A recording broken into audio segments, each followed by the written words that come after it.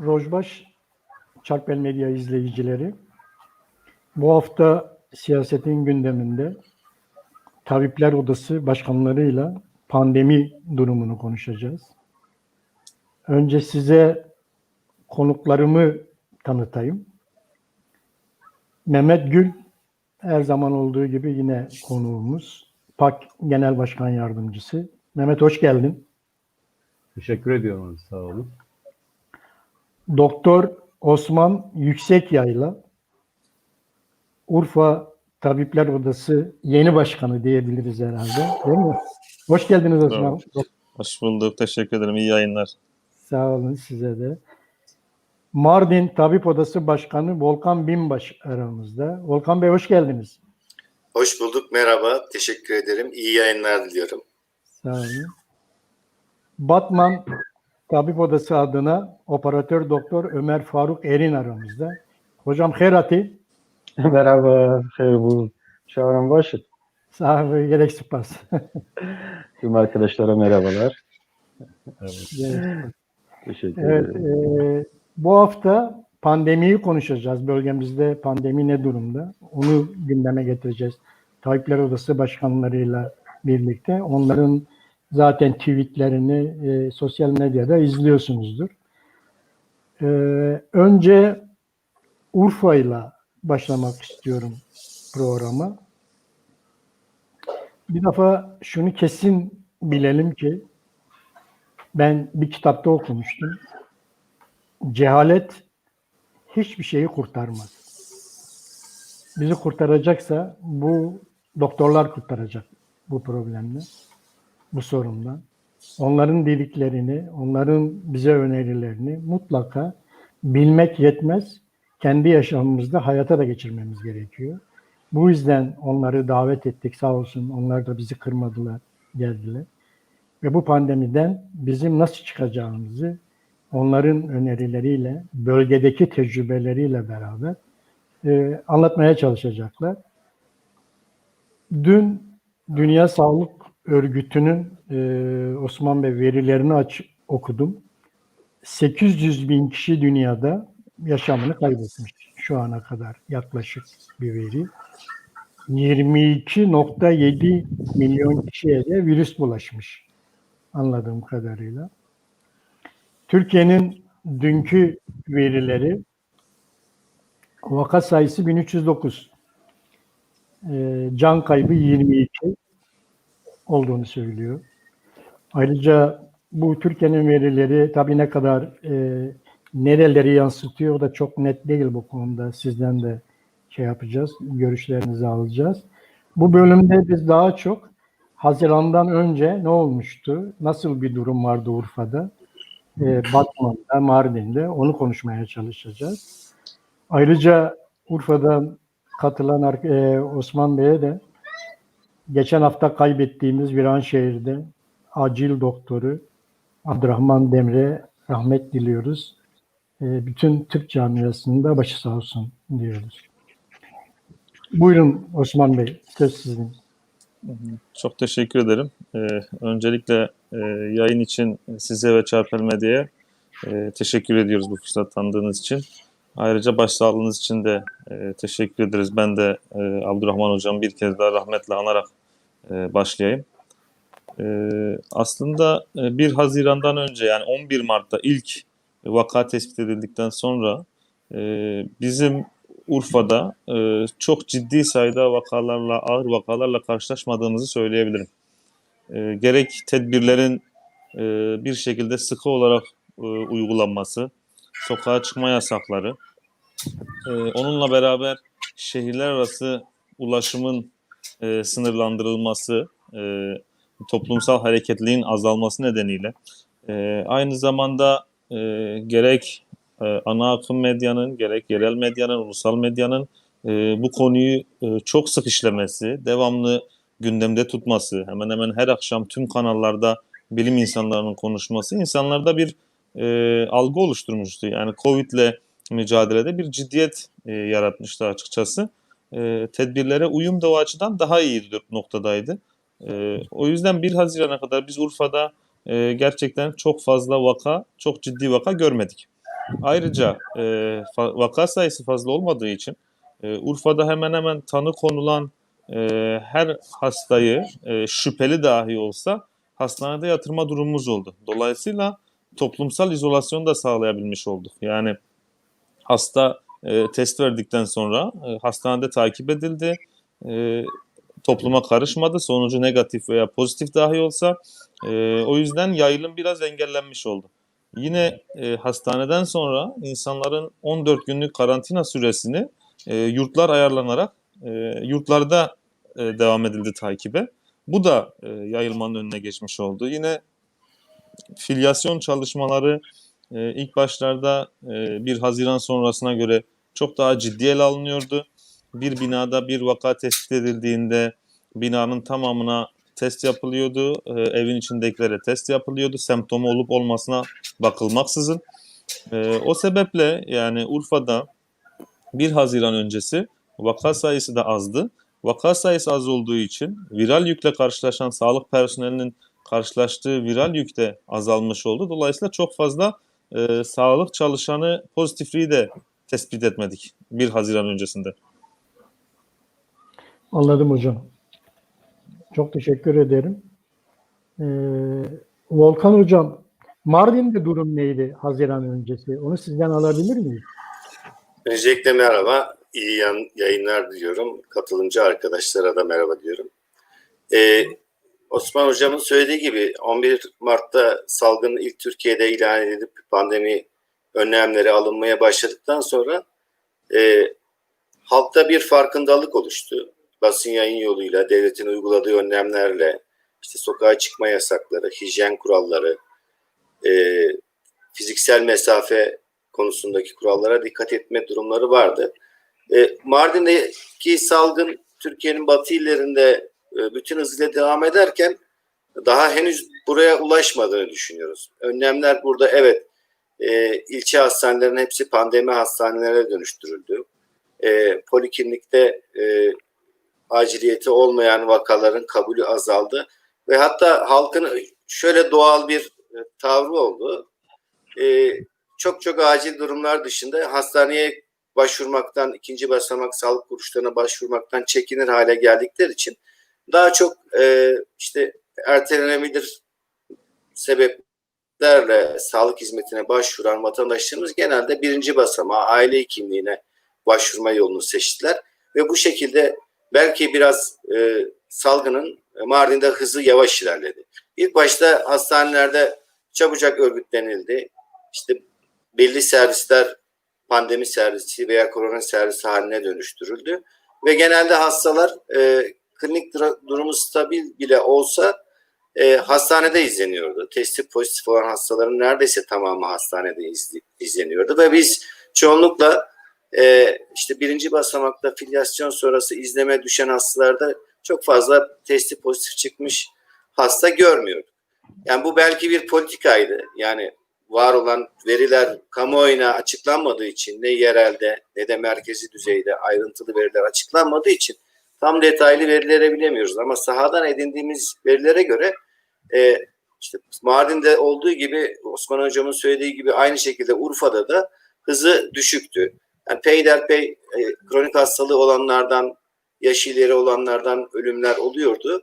Hastanede tabii stabil hastaların da testi pozitif çıkan stabil hastaların da yatırılarak tedavi edilmesinden dolayı bir doluluk oluştu ilk başlarda. Bu doluluk hani önce bir panik düşüncesine yol açtı.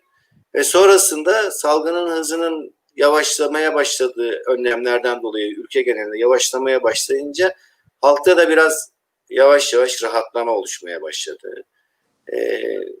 1 Haziran öncesi diyebilirim ki bizde salgının hızı çok yüksek değildi. Anladım. Çok teşekkür ederim Volkan Hocam. Ben teşekkür ederim. Evet Faruk Hocam, Haziran'a kadar Batman'da durum nasıldı? Evet, herkese merhabalar. Şarper Medya'ya öncelikle teşekkürlerimi sunuyorum. Siz Nurullah Bey ve Metin Bey'e ve değerli meslektaşlarıma saygılar, sevgiler sunuyorum. Tabii Batman özelinde konuşmadan önce aslında bir COVID'in hani dünya geneli ve Türkiye genelinde nasıl bir seyir izlediğini kısaca bir özetlemek istiyorum. Buyurun. Şimdi Kasım ortalarında, Aralık başlarında Dünya Sağlık Örgütü Covid'i bir pandemi ilan etti. Bununla beraber yavaş yavaş artık dünya geneline yayılmaya başladı. Mart'ın başı gibi de Türkiye'de ilk vakalar görülmeye başladı. Mart'ın ortalarında 18 Mart gibi e, Batman'da da ilk vakayı biz gördük.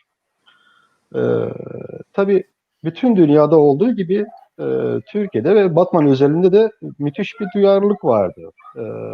Hem sosyal medya hem ulusal medya hem de kamu otoritesi bu işi gerçekten ciddiye aldı. E, Batman'da özeline gelirsek, Batman'da bütün ülke genelinde olan bir hassasiyet mevcuttu. İnsanlar tabii öncelikle bir korku panik havasındaydı. Vaka sayıları peyderpey yavaş yavaş artmaya başladı.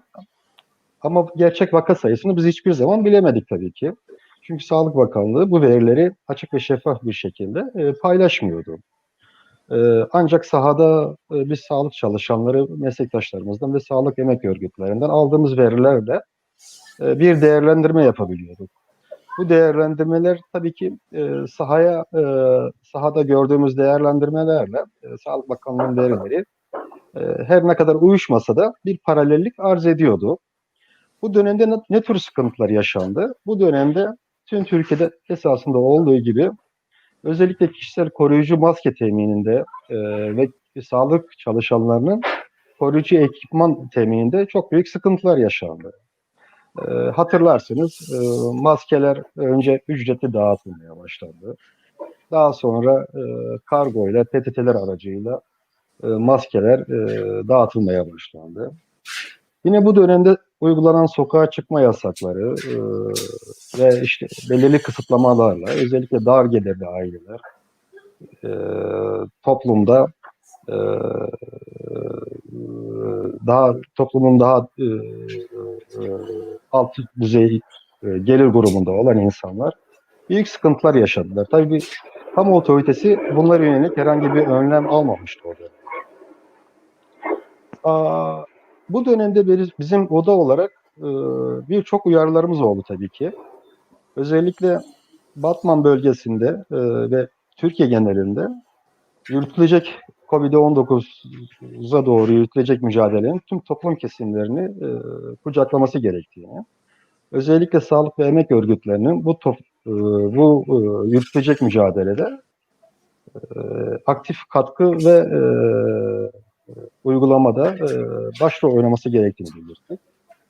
Maalesef tüm uyarılarımıza rağmen kamu otoritesi emek örgütlerini ve Tayyip Odası'nı bu sürece dahil etmedi. Elimizdeki tüm veriler de ancak sahada çalıştığımız arkadaşlarımızdan aldığımız verilerdi. Yine bu dönemde en büyük olumsuzluklardan bir tanesi, özellikle koruyucu halk sağlığında ve hastalığın bulaşında yerel idarenin önemli bir rol oynadığını biliyoruz. Bu dönemde yine Batman Belediyesi'ne salgının başlangıcında kayyum atandı. Büyük bir olumsuzluk yarattı. Yani hem halk nezdinde hem de COVID-19 olan mücadele nezdinde. Çünkü toplumla idare arasında, kamu otoritesi arasında belli bir güven ilişkisinin olması gerekiyor mutlaka. Kaldı ki belediye başkanımız da kendisi bir doktor ve bu işin bilincinde olan bir insandı. Aktif olarak da çok mücadele eden bir arkadaşımızdı. Bu dönemde yine yaşanan en büyük sıkıntılardan bir tanesi özellikle hastalığın bulaş ve tanısında önemli rol olan PCR testinin, yani test şeyinin Batman'da olmamasıydı. Salgının başlangıcında Ankara'ya gönderiliyordu.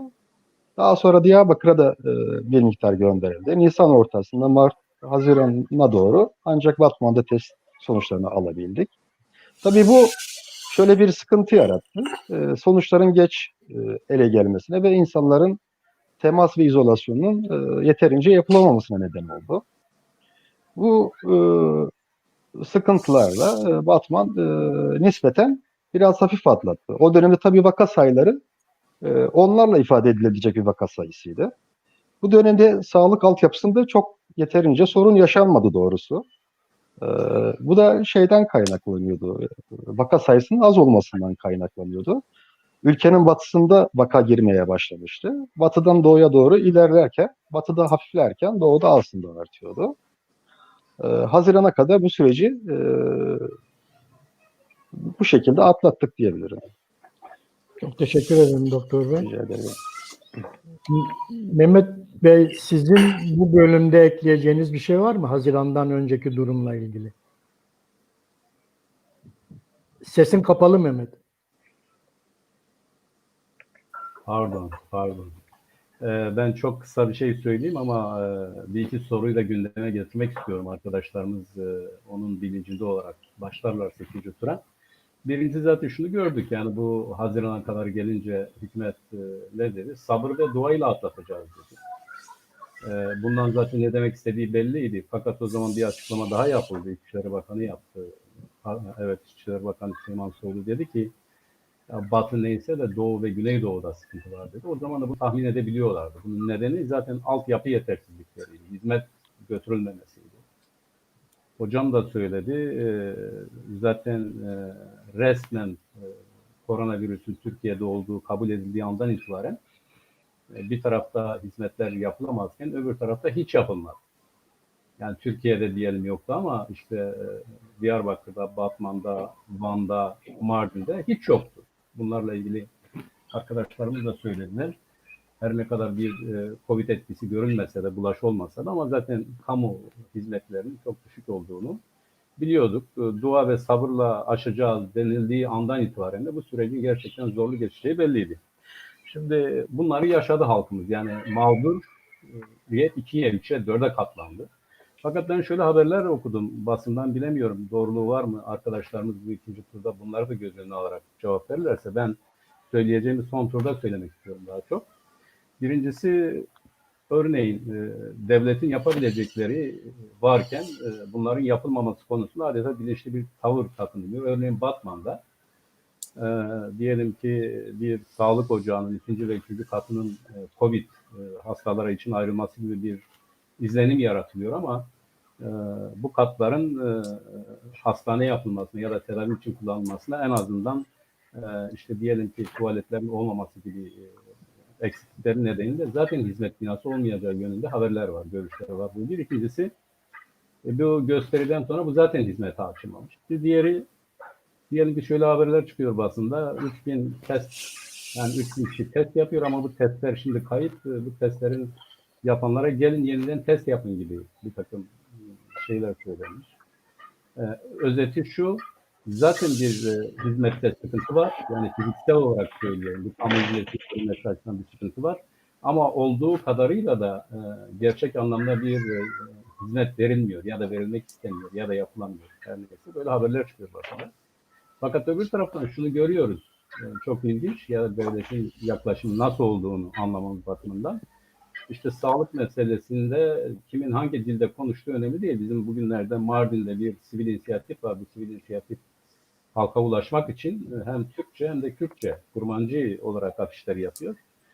Sağlık hizmetleri konusunda oldukça ketum olan kamu idaresi ne yazık ki bu dilde, yani halkın kendisini ifade etme biçiminde oldukça cevval davranıyor ve işte afişlerinde kimse kullanmasın gibi bir yaklaşım sergileniyor. Burada ben şunu öğrenmek istiyorum. Bizim şartlar zaten kötü. Bu kötü şartları daha da kötüleştiren özel çabalar, özel gayretler ya da art niyetli girişimler vesaire var mı? Ya da elde imkanlar var da sunulmuyor mu? Arkadaşlarımız bu konuda da basında çıkan haberlere karşılık olmak üzere ikinci turda cevap verirlerse ben onu merak ediyorum. Üçüncü turda ben görüşlerimi kısaca izah ederim. Teşekkür ediyorum. Ben teşekkür ederim Mehmet Bey. Evet Osman Hocam, 21 Ağustos'ta Urfa Tabip Odası'nın bir tweet'i, birçok tweet'i sosyal medyaya düştü. Bunlarda en çok gündeme getirilen konular işte hekimler istifa noktasına geldi. vurgusu vardı. Dikkatimizi çekmişti. Hekimlere bıkkınlık geldi ifadesi vardı. Dikkatimizi çekmişti. Urfa'da hiçbir hekimi kaybetme lüksümüz yok vurgusu vardı. O da gündemindeydi. Yakında herkesin ailesinde virüse yakalanmayanlar elle gösterilecek deniyordu. Ayrıca 1 Haziran öncesi tedbirlere yeniden dönelim çağrınız vardı Twitter'de. Bir de Urfa'da hekimlere yapılan saldırıları biliyordunuz. Şimdi Haziran'dan sonra ne oldu hocam? Urfa'da durum şu anda nasıl? Ya aslında ben ilk turda söylediklerimi bir cümleyle ikinci tur hakkımı savabilirim. İlk turda konuştuklarımın tam tersi geçerlidir. 1 Haziran sonrası için. Yani filyasyon yapılmamaya başlandı. Semptomu olmayana test yapılmamaya başlandı. İşte yatak sorunumuz ortaya çıktı. Yoğun bakım sorunumuz ortaya çıktı. Yani aslında şöyle anlatmaya çalışayım. Herhalde hem kamu idaresi hem tüm toplum bütün dikkatimizi İstanbul'a verdik. Yani sanki hepimiz televizyonlardan İstanbul'u takip ederek İstanbul'daki o 1 Haziran'dan önceki vaka sayılarını biliyorsunuz %60-70'i İstanbul'dandı. Sanki hepimiz atlatıyormuşuz hissine kapıldık. Yani gerek bizler gerek kamu idaresi. Yani bizler tabii ki uyarıyorduk. Örneğin Urfa'da henüz başlamadı. Urfa'da henüz vaka yok. Yani biz daha evet 1 Haziran'a kadar başarılıyız diyoruz da vaka yok ki zaten. Yani ortada hasta sayısı yok. Tabii ki 30-40 hastayı yönetmek bir şekilde kolaydır. Asıl bizim göstergemiz 1 Haziran'dan sonradır. Şimdi bizim normal şartlarda aslında Mehmet Bey'in söylediği gibi Covid öncesinde de sağlık alanında çok ciddi sıkıntılarımız var zaten bölgede. Yani Urfa'da hekim sayısı olsun, sağlık çalışanı sayısı olsun. Biliyorsunuz inanılmaz bir Suriyeli mülteci yükümüz var Urfa'da bizim. Yüz binlerle ifade edilen resmi rakamlara göre 400 bin deniyor. Yani çok ciddi Suriyeli mülteci sayısı var. Dolayısıyla nüfusumuz bir anda 500 bin, 1 milyon civarı artmış oldu. Ve aynı şekilde hizmet sunuyoruz. Yani aynı ekiple, aynı hastane sayısıyla, aynı doktor sayısıyla, hemşire sayısıyla hizmet sunuyoruz buraya. Yaşanan sıkıntılara bir de üstüne Covid gibi bir pandemi eklenince iyice işin içinden çıkılmaz bir hal oldu. Ama burada şu çok önemli. Yani şeyden başlamak lazım aslında. Süreç ilk başladığında Türk Tabipler Birliği Merkez Konseyi bence olabilecek en iyi niyetli açıklamayı yaptı. Dedi ki bu süreç kimsenin başarısının veya başarısızlığının ölçüleceği bir süreç değildir. Toplum olarak bu pandemiyi atlatabilmek için hep birlikte mücadele etmeliyiz şeklinde bir çağrısı oldu bakanlığın. Ama maalesef gerek Merkez Konseyi gerekse biz illerdeki tabip odaları ne sağlık müdürlüklerinin ne valiliklerin pandemi kurullarına davet edilmedik, alınmadık. O yüzden sesimizi, tabii ki bu sorumluluğumuzun bittiği anlamına gelmez. Yani kurullara alınmamış olmamız, halkımıza uyarılar yapmayacağımız ya da doğruları söylemekten çekineceğimiz anlamına gelmez. Biz de sesimizi sosyal medya üzerinden paylaşımlarımızla hem vatandaşa ulaşarak hem de yöneticileri uyararak duyurmaya çalıştık. Bu halen devam ediyor. Yani tüm çağrılarımıza rağmen 1 Haziran'dan sonra Urfa'daki bu olağanüstü döneme rağmen pandemi kurulunun tekrar tüm sağlık meslek örgütlerini, sağlıkla ilgili temsilcileri, kurumları davet ederek Urfa'da valilik başkanlığına yeniden toplanarak bir yol haritası çizmelidir önerimiz halen geçerli. Halen çağrı yapıyoruz ama henüz bir yanıt alabilmiş değiliz açıkçası. Maalesef 1 Haziran'dan sonra vaka sayısı giderek arttı. Bunun birkaç sebebi var. Birincisi dediğim gibi normalleşme açıklamasıyla bütün kamuoyu Covid'in bittiği algısına kapıldı. Yani Covid'le mücadele bitti. Covid eskisi gibi değil. Bir diğeri halk arasında yayılan işte Covid artık öldürmüyor, ağır hastalık yapmıyor gibi bir algı oluşmaya başladı. Onunla beraber biliyorsun maalesef biz mevsimlik tarım işçiliğinin merkeziyiz Urfa olarak. Binlerce insan başka şehirlere git gel yapmak zorunda kaldı. inanılmaz bir hareketlilik sağlandı. İnsan hareketliliği sağlandı. Bunun etkisi oldu. İlk dönemde, ilk konuşmamda bahsettiğim o hastayı yurda alma, karantinayı hastanede tamamlama. Biz ilk dönemde şöyle bir örnek vereyim. Çalıştığım hastanede hastayı taburcu ederken şahsi arabası yoksa ambulansla eve gönderiyorduk.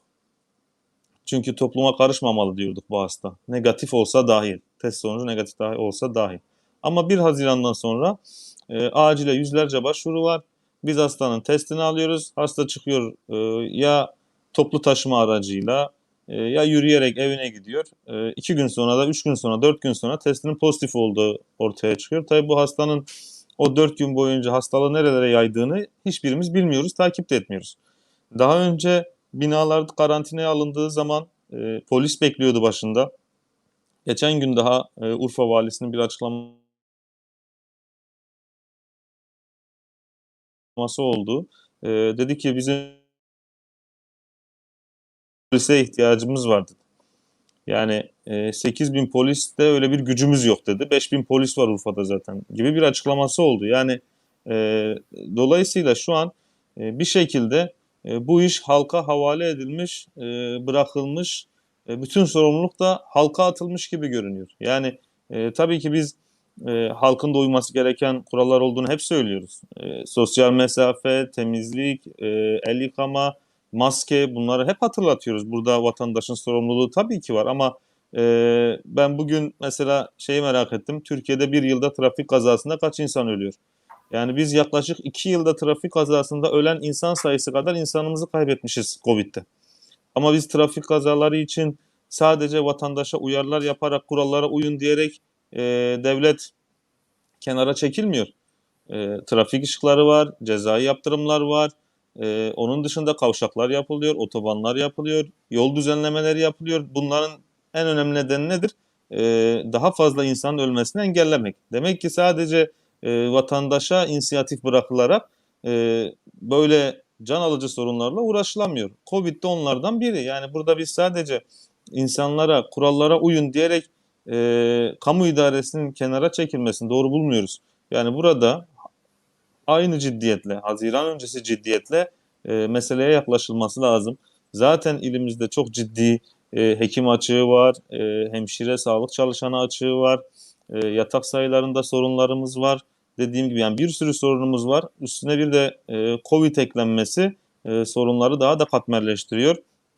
Hele ki Urfa için söyleyeyim, mevsimlik tarım işçilerinin dönme zamanı yavaş yavaş Urfa'ya. Yani o binlerce insan da tekrar Urfa'ya geldiğinde daha fazla bir hareketlilik sağlanmış olacak diğer şehirlerden. O insanların sağlık hizmeti alması gerekiyor. Onun dışında Covid olmayan insanların sağlık hizmetinden faydalanmasında ciddi sorunlar var. Şu an merkezdeki tüm hastaneler Covid hastanesi. Dolayısıyla Covid olmayan vakaların ameliyatların yapılmasında ciddi sorunlar var. Hastaneler hemen hemen yataklarının büyük kısmını, yoğun bakımlarının büyük kısmını Covid'e ayırmış durumda ama yetmiyor. Doluluk oranları çok fazla. Ayrıca mevcut yoğun bakım yerlerine yeni yerler eklemek tabii ki yapılabilir. Devletin bu imkanı var. Ama bu yoğun bakımları işletecek, yoğun bakımlarındaki hastaların takibini, tedavisini yapacak hekimimiz yok, hemşiremiz yok. Yani şu an o yoğun bakımları takip eden arkadaşlarımız zaten tükenme noktasına geldi. Yani 5 aydır, 5,5 aydır zaten Covid'le mücadeledeler. Biliyorsunuz biz Suriye sınırındayız. Geçen yılda bir operasyon nedeniyle sağlık çalışanları izinlerini kullanamadılar. Yani 2 yıldır neredeyse insanlar izin almadan ya da 3 gün, 5 gün izin alarak bir şekilde iş mesleklerini yapmaya devam ediyorlar. Yani o yüzden şu anki yükü sırtlanmış olan sağlık çalışanları gerçekten bitme tükenme noktasına gelmiş durumdalar. O yüzden bunun için ciddi tedbirlere, gerçekten ciddi sağlık politikalarına ihtiyaç var. Yani şu anki haliyle bizim sıkıntılar yaşadığımız artık açığa çıkıyor. Önümüz Eylül, Ekim, önümüzdeki aylarda grip sezonuyla birlikte ciddi bir hasta yükü artacak, ciddi bir iş yükü artacak. O zaman ne yapacağız? O zaman nasıl hastaları tedavi edebileceğiz? Soru işareti. Teşekkür ederim Doktor Bey. Bir de şunu sormak istiyorum size Osman Bey. Bu hekimlerin artan yükü karşısında hekimlerde ve sağlık çalışanlarında emekliye ayrılma, istifa etme gibi durumlar var mı? O konuda bilginiz var mı sizin? Şöyle, son bir aydır bu artık hekim camiasında konuşulmaya başlandı açıkçası. Yani çünkü Haziran'dan sonra ciddi artan vaka sayıları, iş yükü e, hekimlerde artık bir bıkkınlık yarattığı, insanlar daha emekli olmayı düşünmüyorken belki de ama daha erken emekli olmaya karar vermiş gibi görünüyor bizim sahadan edindiğimiz izlenimler, hekim arkadaşlarla yaptığımız görüşmelerden. E, Özellikle COVID'le mücadelede göğüs hastalıkları, enfeksiyon hastalıkları, iç hastalıkları, yoğun bakım gibi bir yerlerde, acil servis gibi yerlerde yoğun olarak çalışan arkadaşlarda bir bıkkınlık, tükenmişlik söz konusu. Hastanelerin Covid ile uğraşması nedeniyle geri kalan hastalar hastanelerden aile sağlık merkezlerine dönmeye başladı. Dolayısıyla aile hekimlerinin inanılmaz bir hasta yükü oluşmaya başladı. Zaten onlara bir telefonla hasta takip etme gibi bir ekstra yük bindirilmişti. Okul aşıları gibi normalde aile hekimlerinin yapmadığı bir durum aile hekimlerine yaptırılıyordu. Bir de üstüne artan hasta sayıları hekim arkadaşların birçoğunda istifayı akla getirmeye başladı. Burada tabii şu da var. Yani hekimlerde şu algı artık var. Yani biz bu kadar çabalıyoruz ama sağlık çalışanları dışında sadece vatandaşları kastetmiyorum burada. Çok da kimsenin umrunda değilmiş algısı en büyük bıkkınlığı yaratan şey. Yani Covid'le mücadelede şu an belediyeler nerede mesela?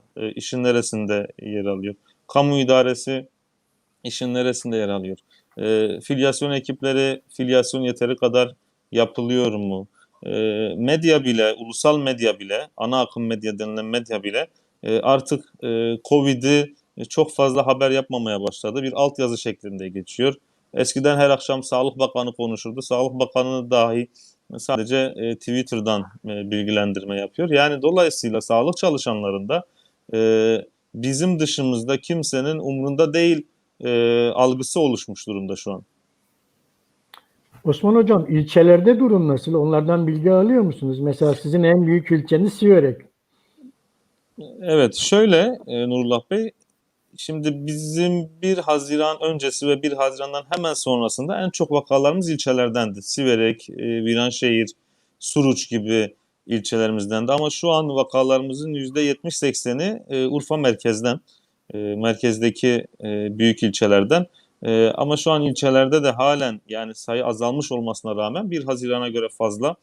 Oradaki devlet hastaneleri de artık birer Covid hastanesi gibi dizayn edilmeye çalışılıyor. Yeniden yoğun bakımlar oralarda açılmaya çalışılıyor ama şu an Urfa'da merkezin sorunu biraz ilçelerden daha fazla. Yani Çok Siverek, Viranşehir biraz daha o süreci daha önce yaşadı. İlk başta dediğim gibi yani vakalarımızın büyük kısmı bize Siverek ve Viranşehir'den geliyordu.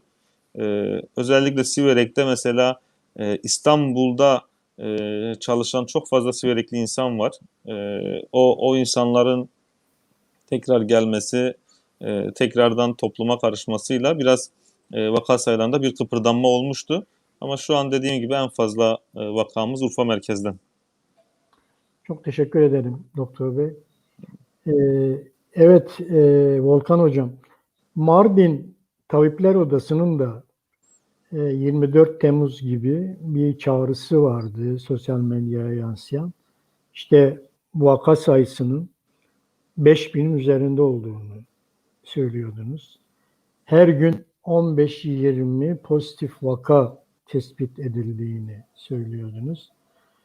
Bir de artık ambulansların yetmediğini ve insanların kendi özel arabalarıyla ancak hastanelere geldiğini söylüyordunuz. Evet, ne oldu Haziran'dan sonra Mardin ve çevresinde Volkan Hocam? Sizi dinliyoruz. Sesiniz kapalı herhalde hocam. Evet, açıldı. Şimdi geliyor. Haziran sonrasında tamam. Haziran sonrasında ne oldu ve neden böyle olduğu aslında tartışmak gerekiyor. Öncelikle ne oldu Haziran sonrasında? Haziran sonrasında Haziran'a yaklaşırken işte resmi açıklamalardaki vaka sayılarının düşüşü, çok önceleri salgının pik yaptığı dönemlerde 120-130'ları bulan günlük ölüm oranlarının neredeyse tekli rakamlara doğru yaklaşmasından sonra Haziran'a doğru bir beklenti oluşturuldu önce bu ülkede. Neydi bu beklenti? İşte salgın bitiyor, bitmek üzere. Tamam bu vakalar var ama bunlar böyle olacak. Günde 3-5 ölüm de olacak ve yavaş yavaş sönümlenecek gibi bir toplumda ve halkta böyle bir algı oluşturuldu. Havaların da ısınmasıyla zaten solunum hastalıkları az görülür. Sıcak havalarda bu hastalık da zaten bir solunum hastalığıdır. Dolayısıyla çok fazla insanlar koronavirüs hastalığına yakalanmaz gibi bir yanlış algı oluştu. Oysa ki bütün dünyada salgın bütün hızıyla devam ediyordu. Bizden daha sıcak iklim kuşaklarında bulunan ülkelerde belki bizden sonra başlayan, hızlanan salgınlar bütün hızıyla, örneğin Brezilya'da çok yüksek bir vaka ve ölüm hızlarıyla devam etmekteydi. Haziran sonrasında Mardin'de yaşadığımız şuydu, hızlı bir açılmayla ve biliyorsunuz önce AVM'lerin açılması gündeme geldi.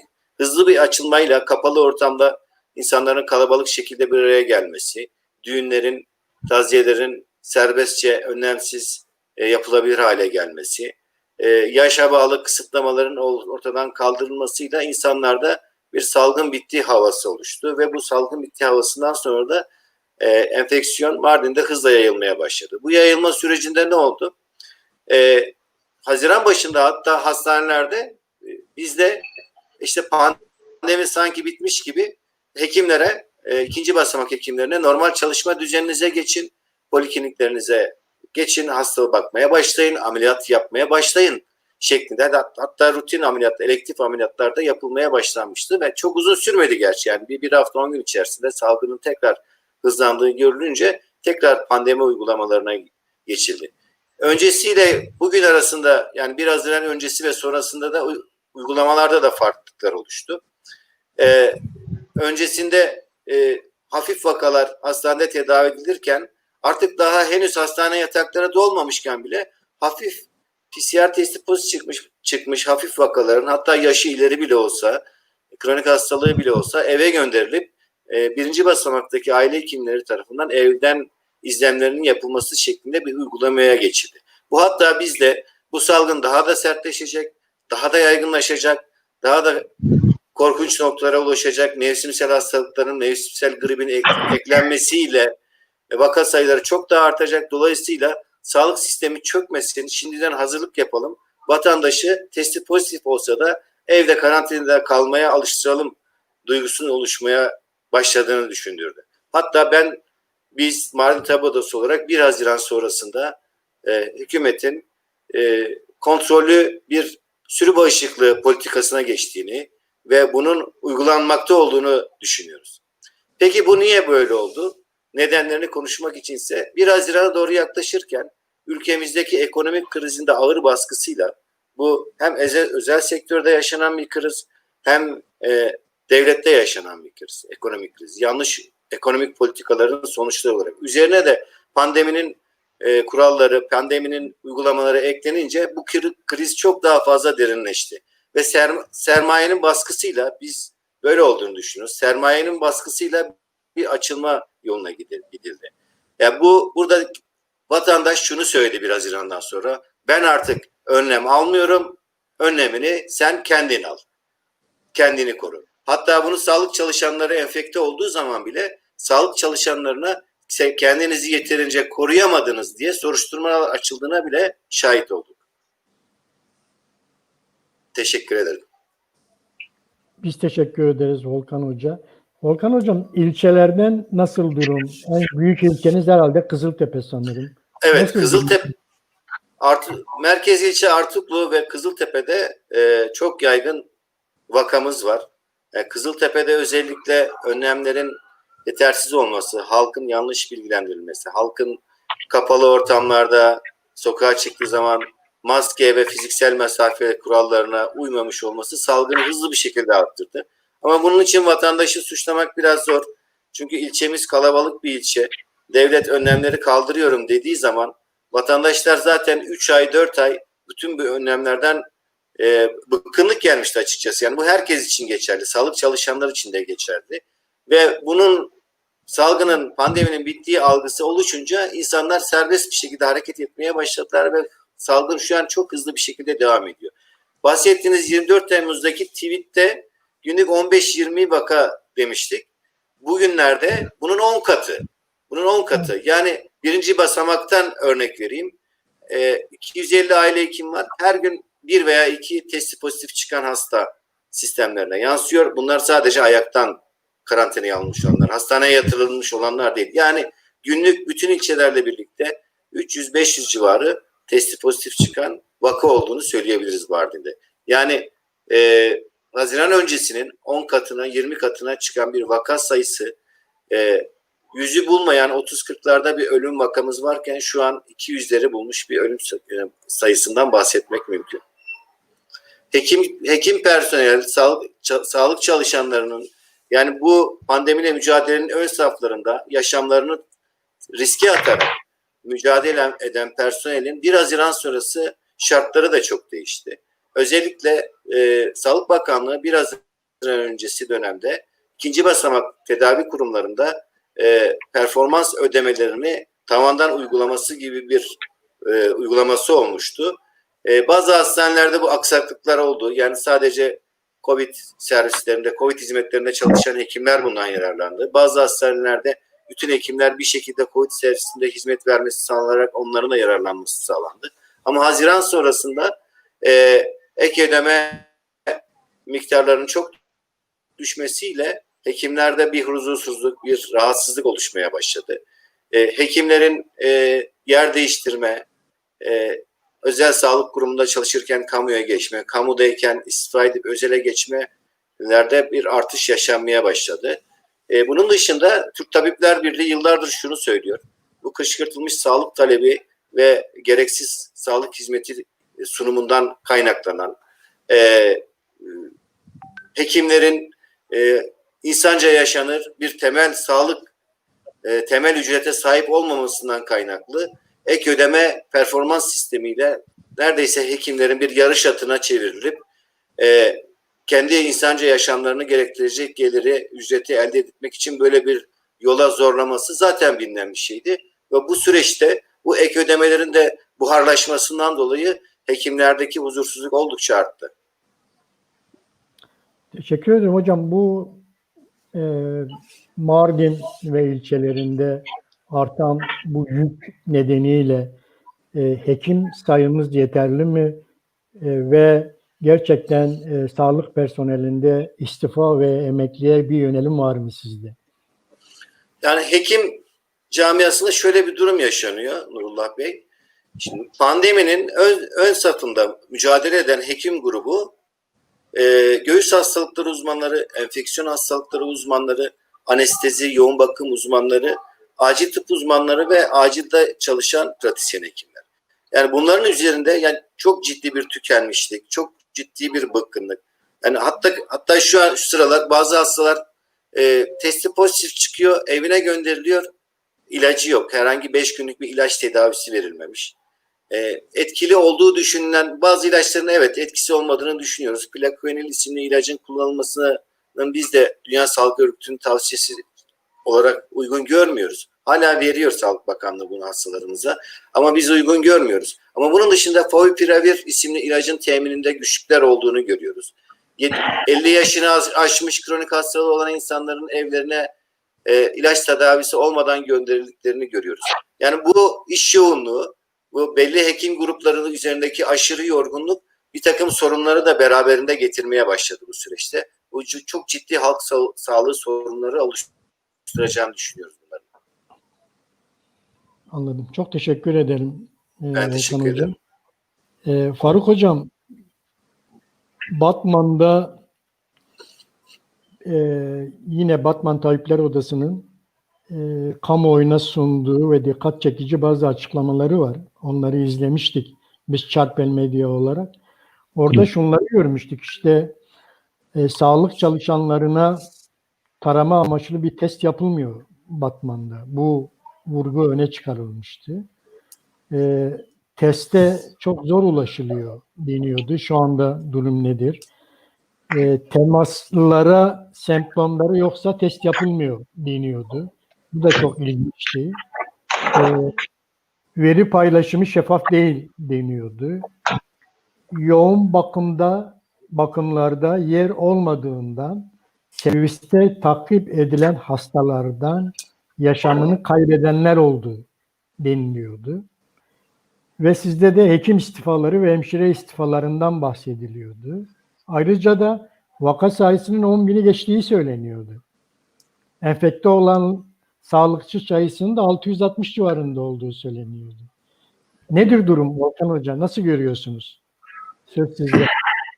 Evet Nurullah Bey. Aslında tam da sizin özetlediğiniz şekilde bizim sosyal medya hesabımızda paylaştığımız sonuçları giderek artmakta. Şöyle ki Haziran'dan sonra değerli hekim arkadaşlarım da belirttiler. Aslında kontrolün normalleşme sürecine girelim derken bizce aslında kontrolsüz bir normalleşme sürecine girildi. Çünkü normalleşme süreçleri Dünya Sağlık Örgütü'nün önerdiği şekilde olmalı. Nedir bu? Belirli kriterler göz önünde bulunarak normalleşme sürecine girilmeli. Maalesef ülkemizde idari, ekonomik, sosyal kaygılar göz önünde bulundurularak hiçbir bilimselliği olmayan bir bize göre erken normalleşme sürecine girildi. Tabii bunun getirdiği sonuçları biz öncesinde bilimsel veriler ışığında görmüştük. Bunu defalarca da uyardık. Nitekim Mehmet Bey de değindi. Bölgemizde hem sağlık altyapısından kaynaklı hem de idari yapıdan kaynaklı yıllardır süregelen sorunlarımız mevcut. Bu sorunların üzerine tabii COVID-19 pandemisi de eklenince hem sağlık çalışanlarında hem de halk nezdinde büyük sorunlara yol açtı. Bakınız bir aylık bir süre içinde İstanbul gibi bir şehirde belki de Türkiye'nin en büyük hastanelerinden bir tanesi kuruldu. Yoğun bakım ihtiyacı olmadığı halde, çıkmadığı sürece. Batman'da az önce değindiniz, biz sosyal medya hesaplarımızda da paylaştık. Şu anda yoğun bakım servislerimiz tamamen dolu. 10.000, 15.000'i bulan COVID pozitif hasta sayımız mevcut. Hatta yoğun bakım ihtiyacı olan hastalarımız servislerde tedavi görmekte ve maalesef yeteri tedavi alamadıkları için kaybettiğimiz hastalarımız mevcut. Öte taraftan pandeminin henüz çok hafif olduğu dönemde pandemi hastanesi ilan edilen hastaneler şu anda pandemi hastanesi olarak hizmet vermiyor. Dolayısıyla sadece pandemi hastanesi olan Batman Bölge Hastanesi hizmet veriyor. Diğer özel hastaneler tamamen ücretli. Günlük gece yatış ücreti 1000-1500 lira bulan bir ücret ödemekteler. Bölgemizde böyle bir ücreti ödeyebilecek kaç insan mevcut? Sosyoekonomik durum insanların belli yani. Yani bir çeşit insanlar kendi kaderine terk edilmiş durumda. Tüm sorunları üstüne tabii idari tedbirler de çok gevşetildi bu konuda. Yani idaren aldığı örneğin bir kadın doğum hastanesi var. Sadece onun açılması bile belki bir miktar sağlık altyapısının düzelmesine neden olabilecekken hala bu hastane açılmamış ve hizmet vermemekte. Özel hastanelerin yoğun bakım ihtiyacına cevap vermediği çok açık yani. Tabii hekim istifaları oldu bu süreçte. Yani salgının başından itibaren hekim arkadaşlarımız da ifade ettiler. Neredeyse 2 yıllık bir süreçte bir gün bile izin yapamayan sağlık çalışanları mevcut. Hem yıllardır sağlık sisteminden kaynaklı sorunlarla baş eden sağlık emekçileri, bunun üzerine bir de COVID-19 pandemisinin yüklediği ek yükle neredeyse baş edemez duruma geldiler. Hem özlük hakları bakımından hem çalışma koşulları bakımından hem sağlıkta şiddet yasasının şiddetin getirdiği ek sorunlarla maalesef artık en çok sevdikleri mesleklerinden istifa etmek zorunda kaldılar. Bizim aldığımız veriler yaklaşık Batman'da pandeminin başladığından beri 10 Ekim arkadaşımızın istifa ettiği 25 sağlık çalışanının da emekliliğini istediği. Bu bir aslında kaçış veya şey değil. Artık tahammülsüzlük, artık insani koşulları bile zorlamanın verdiği bir tepki aslında. Yoksa hiçbir sağlık çalışanı hele şu dönemde en çok sevdiği mesleği bırakacak bir etik anlayışa sahip değildir. Ama şartlar maalesef artık dayanılmaz bir hal almakta. Tabii Haziran'dan sonra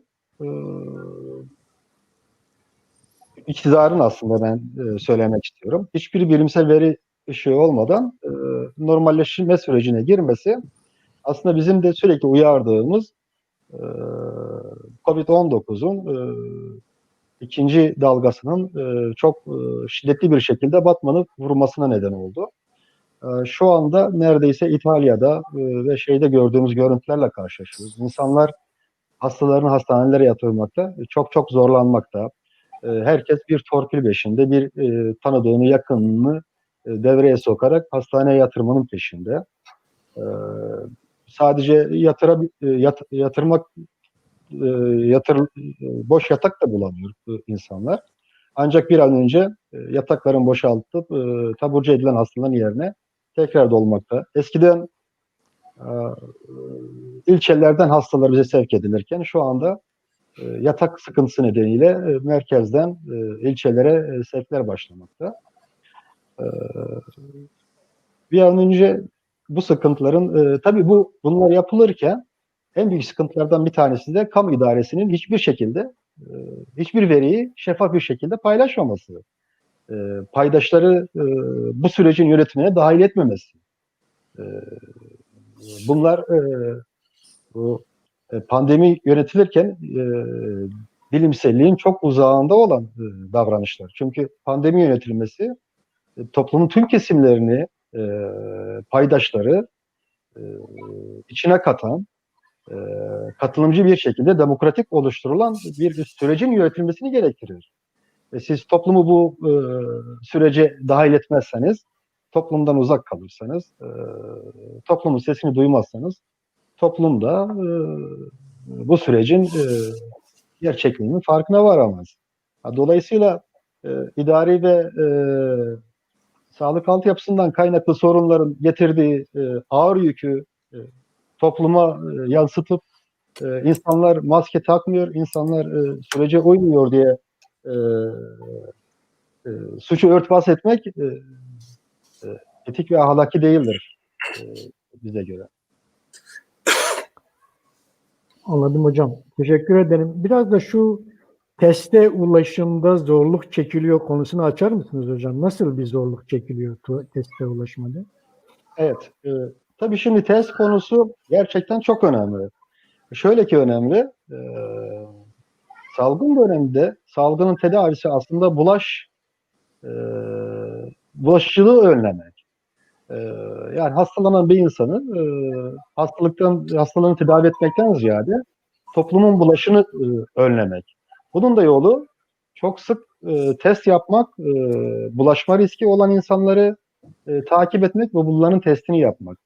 Dolayısıyla ne kadar test yaparsanız bulaşma riski ve bulaşan insan sayısını tespit edip onlara ulaşırsanız, ki biz buna trilyasyon diyoruz, o kadar pandemide başarılı olursunuz. Şimdi salgının başlangıcında Türkiye'de Batman'da test yapılmıyordu. Oradan alınan kan numuneleri günde 4-5 tane Ankara'ya gönderiliyordu. PCR testimiz yoktu. Ankara'dan bir hafta 10 gün sonra sonuçlar alınıyordu. Daha sonra yoğun tepkiler üzerine bu testler Diyarbakır'daki merkeze gönderildi. Nisan'ın sonuna doğru da ancak Batman'da PCR testi yapılmaya başlandı. Ama maalesef Haziran'dan sonra da yapılan testler çok yetersiz gelmeye başladı. Şöyle ki yani bugün sahada çalışan arkadaşlarımızdan aldığımız veriler ışığında günde ortalama 1200'leri bulan test başvurusu olduğunu görüyoruz ve bunların %50'sinin pozitif çıktığını biliyoruz. Yani neredeyse tüm Türkiye ortalamasının yarısı Sağlık Bakanlığı'nın verilerine göre Batman'da çıkıyor. Ee, ve şöyle bir bu sıkıntıdan dolayı tek cihaz olduğundan dolayı testlerin de bir hafta bazen 5 gün 6 gün sonuçların geç çıktığını öğreniyoruz arkadaşlarımızdan. Bu geç çıkışın yol açtığı sıkıntı da şu: siz aynı anda o hastayı tespit etmezseniz bu hasta gider çevresine yayar ve filyasyon ekibi tarafından da tespit edilmediği için de çevresine etrafına sosyal mesafeyi korumadan yaymaya devam eder. Maalesef böyle sıkıntılar yaşıyoruz ve buna henüz bir yetkililerden defalarca uyarmamıza rağmen bir çözüm ve bir bilgi talebinde bulunmamıza rağmen herhangi bir geri dönüş de olmadı. Bir kaderine bırakılmışlık olduğunu seziyoruz. Bölge genelinde arkadaşlar da belirttiler. Öyle bir vurdum duymazlık. İdarenin aslında sürü bağışıklığına dediğimiz bedeli çok ağır olan, çok ağır olacak.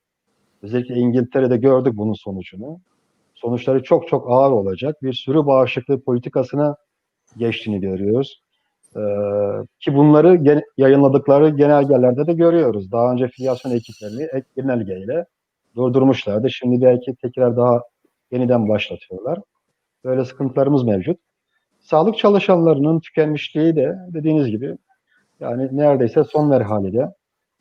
İnsanlar artık ailelerinden, yakınlarından kopmuş bir vakitte tamamen tükenmişlik yaşıyorlar yani. Anladım hocam. Çok teşekkür ederim. Gerçekten kötü bir durum söz konusu. İlçelerden nasıl? Batman'ın ilçelerinden sanırım en büyük ilçeniz Kozluk. Evet, evet. Tabii Kozluk salgının başlangıcında Mart-Nisan gibi Batman merkezden daha yoğun bir salgın dönemi geçirdi. Bunun nedeni de daha çok İstanbul'da, büyük şehirlerde, metropollerde yaşayan çalışan işçi kesiminin memleketine geri dönüp virüsü bulaştırmasından kaynaklandı. Ucuz iş gücünden kaynaklandı. Ucuz iş gücünün kendi yöresine dönmesinden kaynaklı. Şu dönemde ama Haziran sonrasında daha çok biz merkezde yoğun vakaları görüyoruz. Az önce söylediğim gibi daha çok eskiden periferden hasta kabul ederken, yani çevreden hasta kabul ederken, şimdi yoğun bakım ve yatak sıkıntısından biz çevre ilçelere hasta gönderdiğimiz oluyor. Böyle duyumlar alıyoruz. Evet. Gerçekten çok vahim bir durum. Çok önemli. Teşekkür ederim hocam. Çok özür dilerim. Şu konuya da değinmek istiyorum izninizle. Özellikle şu anda salgına yönelik hiçbir epidemiyolojik veri Sağlık Bakanlığı veya yerel il İhtisas Kurulu tarafından paylaşılmıyor. Ama bizim sahada gördüğümüz artık yani 21. yüzyılın hele şu döneminde siz pandemini ve pandeminin sonuçlarını saklayamazsınız. Yani sosyal medya dediğimiz bir ortam ve bu kadar etkileşim varken. Dolayısıyla bizim gördüğümüz rakamlar çok çok farklı. Özellikle ölüm oranları çok çok daha yüksek. Şunu belirtmek isterim. Geçen gün ben televizyonda Sağlık Bakanlığı'nın açıkladığı 18 veriyi görünce Batman'da bunun sadece yarısının bizzat şahit olduğunu söylemek isterim. 9 tane ölü sadece Batman'daydı yani. Anladım. O da ayrı bir problem zaten hocam. Çok teşekkür ederiz. Nurullah Mehmet Bey, Bey. Evet, dinliyorum Volkan hocam. Bir ekleme yapmak istiyorum bu bölgemizle ilgili özellikle. Tabii buyurun hocam. Şimdi burada salgının pik yapmasından dolayı biliyorsunuz bizim bölgemizde özellikle yaz aylarında mevsimlik işçi hareketliliği ve aynı zamanda da metropol kentlerde yaşayan Mardinli, Diyarbakırlı, Urfalı, Batmanlı çok sayıda yurttaşımız var. Bunların yaz aylarında turistik amaçlı seyahatleri de çok fazla oluyor. Ciddi bir oranda bir nüfus hareketliliği oluyor.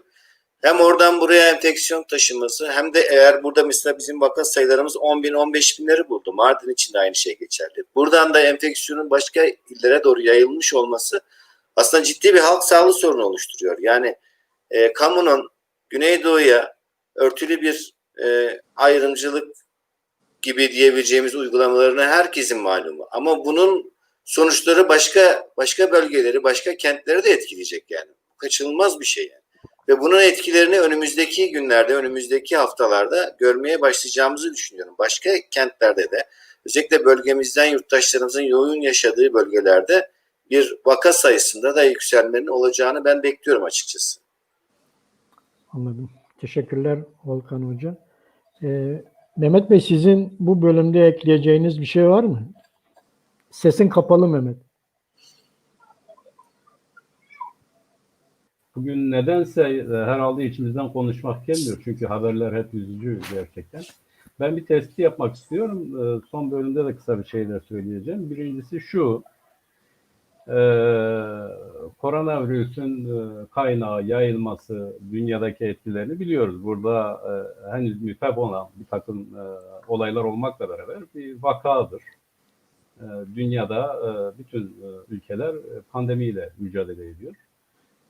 Biz burada şöyle bakmak zorundayız. Bu mücadeleyi hakkıyla yapan ülke var mı? Ya da insanlar bunu ciddiye alıyor mu? Ya da ortaya çıkan bu vakanın yayılmasında insan unsurunun etkisi nedir? Bence birincisi buradan başlamak lazım.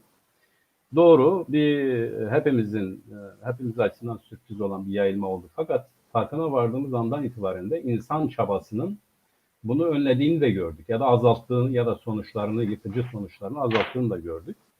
Nerelerde gördük? Buna en tipik örnek Almanya'dır. İtalya kötü yakalandı ama çok kısa bir sürede toparlandı, ciddi önlemler aldı. Kanada, kuzey ülkeleri önceden bunun önlemini alarak sonuçlarının etkili olmasını önlediler. Aza indirdiler ya da yıkıcı sonuçlarını aza indirdiler. Şimdi Türkiye'ye baktığımız zaman zaten zihniyet olarak ilk karşılaştığımız anda az önce de söyledim, işte sabır ve dua ile aşacağız dedi. Hocam da belirtti. Üstü örtülü bir sürü bağışıklığı politikası uygulanıyor. Volkan hocam belirtti galiba. Yani bu bir tür hükümet politikası olarak yürürlüğe girdi ve pandemiyle mücadele yerine bunun topluma bulaşması ve toplumun bunun üzerine bağışıklık kazanması gibi bir siyaset izlendi. Tabii ki bu çok ciddi bir insan sağlığı açısından ciddi bir ihmaldir. Bunun sorumlusu kimdir? Hükümettir. Hükümetin içerisinden de sanki muhatap kendisi değilmiş gibi her gün, yani 3 ay boyunca televizyonlara çıkıp bu kadar insan kaptı, bu kadarını atlattık, bu kadarını tedavi ettik, bu kadarı yoğundur diye Sağlık Bakanı. Herkese konuşuyor, bize konuşuyor. Konuşuyor da yani bunun muhatabı kim? Muhatabı kendisi olduğu halde, hükümetin üyesi olduğu halde çarelerin bulunması, önlemlerin alınması konusunda da parmağını bile kımıldatmayan bir bakan, bir otoriteyle karşı karşıyayız.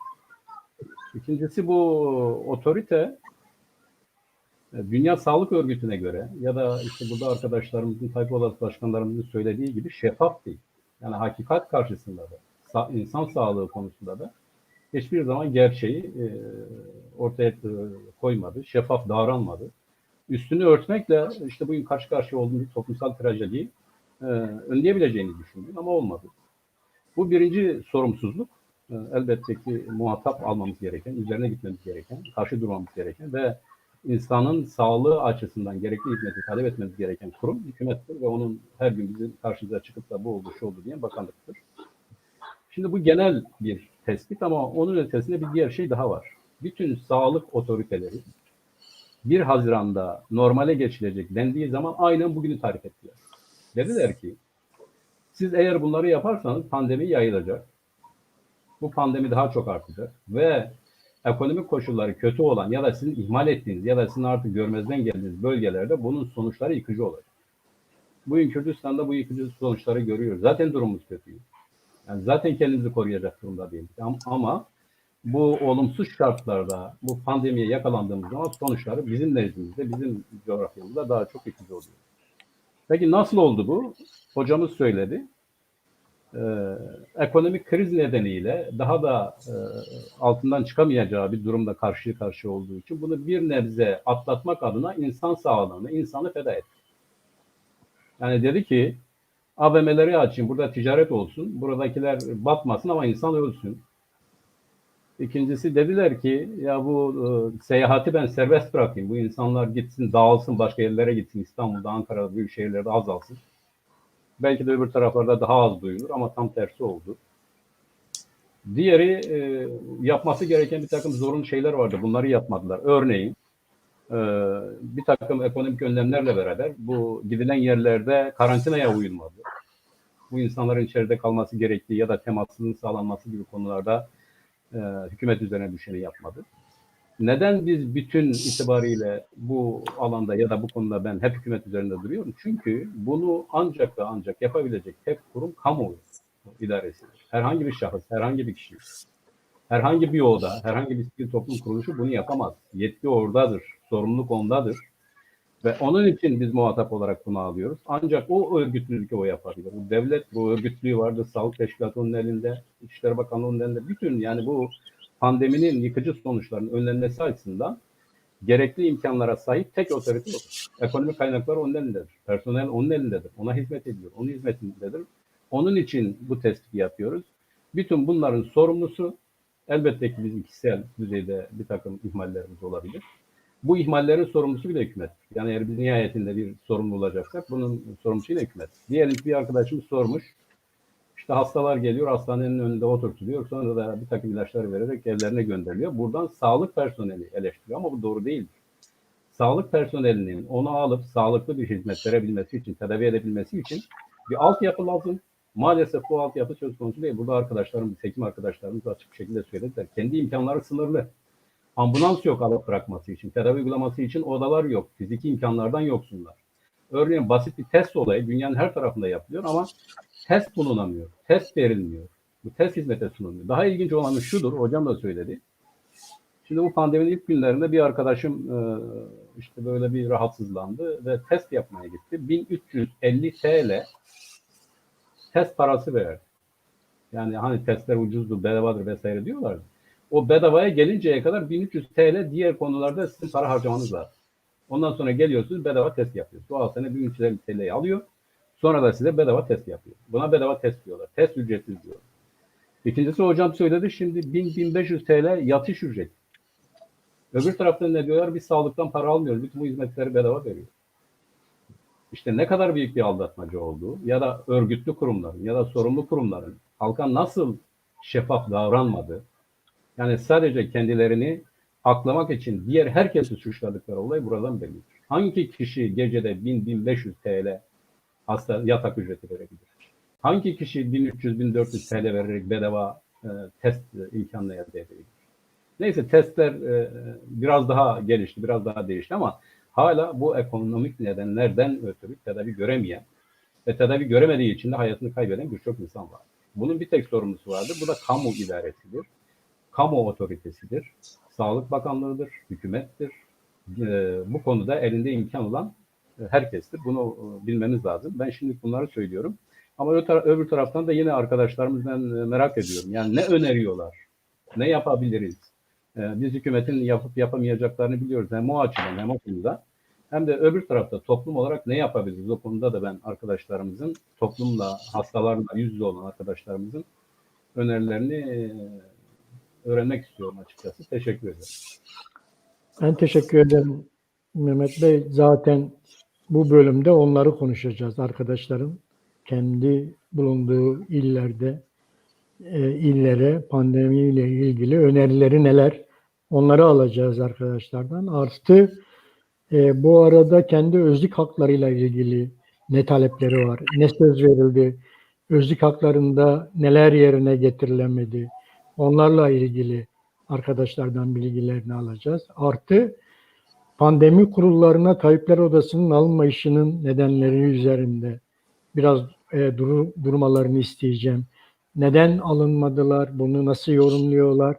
Bu nasıl etkileniyor? Şimdi bizim bildiğimiz demokrasiyle yönetilen ülkelerde meslek odaları, sivil toplum örgütleri, demokratik kitle örgütleri yönetimler üzerinde birer baskı grubudurlar. Kamu adına baskı yaparlar. Mesleklerini toplum yararına kullanırken baskı yaparlar. Bunun da amacı yönetimlerin yanlış yapmasını, eksik yapmasını, hata yapmasını engellemektir. Burada yapılması gereken bu örgütlerin sesinin yükseltilmesi, sesinin duyurulmasının sağlanması gerekir. Yoksa sesinin kısılması değil. Tabipler Odası ne merkezi yönetime alındı, yani bilim kurulu yönetimine alındı, ne de illerdeki pandemi kurulları yönetimine alındı. Bunlar demokratik uygulamalar değildir. Yani Adalet ve Kalkınma Partisi Tabipler Odası yönetimini ele geçiremiyorsa onları dışlayacak mı? Böyle bir demokrasi nerede var? Barolarda olduğu gibi işte AKP baroları, MHP baroları mı kuracaklar? Böyle bir şey olamaz. Bunlar demokratik değil. Demokratik olan bu örgütlerin kendi mesleklerinden toplumsal çıkarları görüp bununla yönetimler üzerinde baskı kurmalarıdır. Özellikleri budur. Demokratik baskı grubudur. Anayasada böyle tanımlanır bunlar. Demokratik baskı gruplarıdırlar. Ne ile ilgili? Yönetimlerin üzerine baskı kurmakla ilgilidirler. Bunu yapmıyor, başka bir şey yapıyor. AKP baroları, AKP Tabipler Odası, AKP Mühendisler Odası. Bu nasıl bir sistem? Dünyanın hiçbir yerinde görülmemiş bir şey. O zaman her parti, her iktidar kendine göre bir Tabipler Odası yaratacak.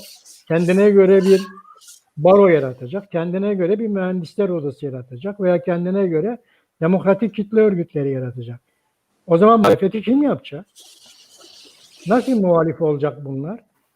Yani eğer bu örgütler bir parti örgütü haline gelirlerse nasıl muhalif olacaklar? Bu örgütlerin yapısı gereği bunlar muhaliftirler. İktidarda kim olursa olsun. Nasıl muhaliftirler? Toplum adına muhaliftirler. Nasıl yaparlar? Mesleğinden çıkışlı yaparlar bu muhalefetleri. Çin Tabipler Odası pandemi sorunu var. Yönetimde kim olursa olsun pandemiyle ilgili eksikleri söylemeyecek mi? Söylememesi mi gerekir? Mutlaka söylemeleri ve en doğruyu yapıyorlar. Biz de çarpel medya ekranlarını bu odalarımızı açarak onların bu demokratik baskı grubu olma özelliklerini öne çıkarmaya çalışıyoruz. Doğrusu budur. Hangi yönetim, hangi iktidar olursa olsun Tabipler Odası için fark etmez. Toplumun çıkarı varsa Tabipler Odası konuşur, düşüncesini söyler ve yönetimler üzerinde doğrunun yapılması için baskısını oluşturur. Biz bunu böyle biliyoruz. Böyle olması gereklidir. Bu anlamda şimdi tüm bunları da içerecek Osman Bey'e sözü vermek istiyorum. Osman Bey, hem de bu arada Urfa'da hekimlere yapılan saldırılar da var. Bu saldırılar da belki Batman'da, Mardin'de de yaşandı bunlar ama Urfa'daki biraz daha medyatik olmuştu. Bunlarla ilgili de görüşlerinizi ve ek ödemelerle ilgili, özlük haklarınızla ilgili neleri savunuyorsunuz? Çünkü demokratik kitle örgütleri hem toplumsal baskı yaparak toplumun sorunlarını, toplumun çıkarlarını yönetimler üzerinde baskılarlar, hem de kendi üyelerinin özlük haklarını savunurlar. Bunu baskılarlar. Artık kendi üyelerinin mesleki uygulamalarını da denetlerler. Onların da yanlışı varsa, kendi üyelerinin de yanlışı varsa onları yaparlar. Budur meslek odalarının görevleri. Tüm bunlardan çıkışla ne diyorsunuz Osman Bey? Nasıl bu konuları yorumlayacaksınız? Şimdi şöyle, aslında hem sizin hem Mehmet Bey'in söylediği şeylerden devam etmek isterim. Dediğiniz çok doğru. TTB'nin de tabip odalarının da bir partisi olamaz. Çünkü yüzlerce, binlerce hekimin üye olduğu, her hekimin ayrı ayrı görüşlerde olduğu kurumlardır bunlar. Dolayısıyla bizlerin herhangi bir partinin savunuculuğunu veya sadece parti muhalefeti üzerinden bir şeyler söyleme gibi bir durumumuz olamaz. Biz iki misyonumuz vardır. Hekimlerimizin, meslektaşlarımızın haklarını, özlük haklarını korumak. İki, toplum sağlığı için doğru olanı söylemek. Ve bunu söylerken biz iktidarda kimin olduğuna çok bakmamalıyız zaten. Bakmayız. Yani bunun A partisi, B partisi olması bizim için çok önemli değildir. Yanlışı kim yapıyorsa ona yönelik eleştirilerimiz olur. Diğer taraftan şiddet olayıyla ilgili Mehmet Bey az önce söyledi, bir seyirciden gelen sorun. O 3 günlük alkış olayı, biz o zaman da söylemiştik. Tabii ki böyle bir süreçte sağlıkçıları 3 gün değil 3 yıl alkışlasanız da hakları ödenmez. Bunda hepimiz hemfikiriz ama alkış bir çözüm değil. Yani balkona çıkıp 3 gün herkese alkışlamanın bir anlamı yok. Çünkü görüyoruz işte, süreç tıkanma noktasına geldiğinde aynı alkışlayan eller yine sağlıkçılara kalkıyor. Yani hastaneye gelmiş kişi yatacak yer bulamayınca oradaki doktorla, hemşireyle kavga ediyor. Ona şiddet uyguluyor. Yani orada hastane bir hekimin veya bir hemşirenin şahsi kurumu, kuruluşu değil ki.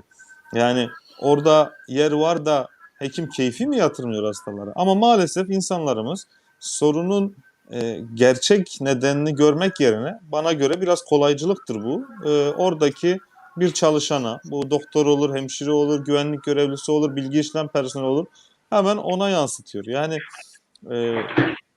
az önce söylediği şey Mehmet Bey'in çok doğru bir örnek, her gün yaşıyoruz. Ben geçen gün tesadüfen acil servisteyken bir hasta yakını, işte çok ciddi bir kalabalık vardı acilde. 1 saattir sonuç bekliyoruz falan diye biraz bağırınca gidip yani müdahale ettim. Kendisini içeri aldım. Bak dedim, hekimler çalışıyor, hemşireler çalışıyor. Hepsinin yemeği gelmiş. Yemekler buz gibi olmuş. Hiçbir yemek bile yememiş daha. Yani sen de diyorsun ki ben gidip bu kişileri şikayet edeceğim ya da işte bu kişilere saldıracağım. Yani burada mesele oradaki kişilerin, çalışanlardan mı kaynaklı? Yani bu kadar dar bir bakış açısı olmamalı. Gerçekten bu kadar zor bir dönemde, zor şartlarda herkes elinden gelenin fazlasını yapıyor. Bir kişi 3 kişilik çalışıyor. Peki bu 3 kişiliğin karşılığında sağlık çalışanlarına bir şeyler yapıldı mı? Şimdi süreç ilk başladığında biz sahayı dolaşmıştık. Koruyucu ekipmanlarda ciddi eksiklikler vardı. Ve bu eksiklikleri merkeze ilettiğimiz zaman Merkez Konsey'den illere ciddi anlamda bir koruyucu ekipman desteği geldi. Biz de o zaman Urfa'nın ilçeleri dahil, özellikle aile hekimi arkadaşlarımızın, hastaneler bir nebze koruyucu ekipmana ulaşmada zorluk yaşamıyordu. Onların çok sıkıntısı yoktu ama aile hekimi arkadaşlarımızın ciddi ekipman, koruyucu ekipman sıkıntısı vardı. Ve biz o zaman Urfa'daki tüm aile hekimlerine, yani Urfa'nın tüm ilçeleri, köyleri dahil hepsine bunu bir şekilde ulaştırdık, dağıttık. Ve o zaman hekimlerle konuşma fırsatı da yakalamıştık. İnanın hiç kimsenin herhangi bir maddi talebi olmadı. Yani böylesi bir süreçte hiçbir hekim bu verilen hizmet karşılığında insanların hayatını kaybettiği bir dönemde, böylesi bir pandemide hiçbir hekim parayı ağzına almadı. Ya da bize çok para veresin gibi bir talepte bulunmadı. Sadece şu söylendi: gerekli tedbirler alınsın, gerekli koruyucu ekipmanlar sağlansın, biz üzerimize düşeni yaparız dendi. Ama daha sonra Sayın Bakan bir tavandan ödeme, ek ödeme kararı aldıklarını duyurdu. 3 ay boyunca verileceğini söyledi. Diğer illerde de biz duyuyoruz zaten. Urfa'da da bu maalesef adil bir şekilde dağıtılmadı. Yani kimi hastanedeki hekimler aldı, kimi almadı. Hekimler aldı, hemşireler alamadı. Bu iş barışını bozan bir şey. Diğer sağlık çalışanlar, yani tabii ki hekimler risk altında ama güvenlik görevlisi, hastanede çalışan güvenlik görevlisi risk altında değil mi? Veyahut da temizlik görevlisi risk altında değil mi? Onlara hiçbir şey ödenmedi. Hemşirelere doğru dürüst ödenmedi. Hekimler arasında kime verilip kime verilmeyeceği ile ilgili bir karar olmadığı için her ilin, hatta her hastanenin kendi inisiyatifine bırakıldı. Dolayısıyla bazı hastaneler tüm hekimlere verdi, bazı hastaneler yarısına verdi. Burada da düzgün bir dağıtım olmadı. Ama kamuoyunda sanki inanılmaz bir meblağ hekimlere ayrılmış algısı oluşturuldu. Sanki hekimler inanılmaz paralar almaya başladı algısı oluştu bu açıklamadan sonra. 3 aydan sonra peki ne oldu? Diğer illerde de muhtemelen birazdan hocalarım anlatır. 3 aydan sonra hekimlerin ek ödemelerinde çok ciddi düşüşler yaşandı. Çünkü bizde maalesef performans sistemi denen, bence ülkedeki sağlık sisteminin en büyük yanlışı, performans sistemi nedeniyle hastane çalıştığı kadar para dağıtıyor hekimlere. Covid nedeniyle ameliyatlar ertelendiği için, işlemler ertelendiği için, hastaneler para kazanmadığı için dağıtılan ek ödemelerde çok ciddi düşüşler yaşandı. Dolayısıyla hekimler tabiri caizse o 3 ay tavandan denen ek ödeme burunlarından geldi. Yani sonraki aylarda giderek bu ödemeler düşmeye başladı. Bununla birlikte özlük haklarında herhangi bir düzeltme yapılmadı. Yani bu süreçte yapılacak aslında hekimlere verilecek belki en büyük ödül şu olabilirdi. Yani bazı sağlıkta yanlış olarak eleştirdiğimiz, yanlış bulduğumuz performans sistemi gibi sistemlerin kaldırılması, ondan sonra 184 şikayet hattının kaldırılması gibi, emekliliğe yansıyan ücret düzenlemesi gibi düzenlemeler, kalıcı düzenlemelerin yapılmasıydı. Yani 2-3 aylık bir tavan ek ödeme uygulamasının hekimler nezdinde çok bir karşılığı açıkçası yok sahada. Bunun dışında pandemi kurullarını söylediniz. Evet, pandemi kurullarında yer almıyoruz. Bu aslında az önce Ömer Faruk Hocam'ın söylediği şey gibi. Pandemi kurullarında Ticaret ve Sanayi Odası var, Esnaf ve Sanatkarlar Odası var. Olsunlar da. Tabii ki o da çok önemli. Biz görmezden gelmiyoruz. Yani ekonomi önemli, tarım önemli, bunlar olmalı. Ama tabip odası yok, diş hekimleri odası yok, aile hekimleri derneği yok, sağlıkla ilgili Eczacılar sendikalar, Odası. eczacılar odası yok. Yani bunlar olmadığı zaman meseleye ekonomik baktığınız zaman karşınıza da sonuçları o şekilde çıkıyor. Ama siz sorunu ekonomi temelli görüp bütün işi de sağlıktan bekliyorsunuz, bilimden bekliyorsunuz. Yani burada en büyük sıkıntı burada. Yani evet, sürü bağışıklığı kararı alınabilir, alınsın. Madem hükümetin kararıdır, yani sonuçta kararı verecek olan hükümettir. Ama bir yandan sürü bağışıklığı uygulamaları yapıp bir yandan da hastanede her birimizden 3 kişilik, 5 kişilik emek, çalışma beklemek aslında bizleri gerçekten yıpratıyor. Yani en büyük sorun burada. Yoksa soruna ekonomi temelli bakabilir. Hükümetin kendi tercihidir. Yani İngiltere baktı, bedelini de ödedi vatandaşlarını kaybederek. Yani biz de eğer soruna bir sürü bağışıklığı gibi bakıyorsak eğer, o zaman sağlık çalışanlarından bu kadar eforu niye istiyoruz? Niye biz bu kadar o zaman çabalıyoruz? Benim aklıma hep bu geliyor gerçekten. Yani burada pandemi kurullarında olsak tabii ki bu fikirlerimizin hepsini iletiriz. Bizim amacımız gidip kimseyi yerden yere vurmak değil, doğruyu söylemek. Yani derdimiz ilk günden beri söylüyoruz. Üzüm yemek. Bağcıyla bizim bir işimiz yok. Biz burada bu sorundan hem sağlık çalışanları hem de toplum nasıl en az zararla atlatılır üzerine kafa yoruyoruz. Ama ilk günden beri ben merkezi bir karar olduğunu düşünüyorum. Tabip odaları illerde, gerek bölgede gerekse batı illerinde birkaç istisna hariç hiçbir pandemi kuruluna davet edilmiyor. Hiçbirine alınmıyor. Ve bizim yaptığımız görüşmelerde de bize iletilen genelde bunun merkezde TTB yok, illerde de odalar olmuyor şeklinde bir karşılığı oluyor bizlere. Tabii ki biz toplumsal sorumluluğumuzdan vazgeçmiş değiliz. Üzerimize düşen uyarıları yapmak zorundayız, yapmaya devam edeceğiz. Hekim arkadaşlarımızın, sağlık çalışanlarının yaşadığı sıkıntıları dile getirmeye devam edeceğiz, devam etmek zorundayız gerçekten. Çünkü geçen gün gazeteci arkadaş sormuştu, yani Urfa'da herkes pozitif olacak deniyor diye. Yani o kadarını bilemeyiz, kestiremeyiz ama kendi çevremizden gördüğümüz, yani bırakın hekim olmamızı, kendi çevremizden, eş dostlarımızdan, akrabalarımızdan gördüğümüz, şu an muhtemelen sizlerin de öyledir.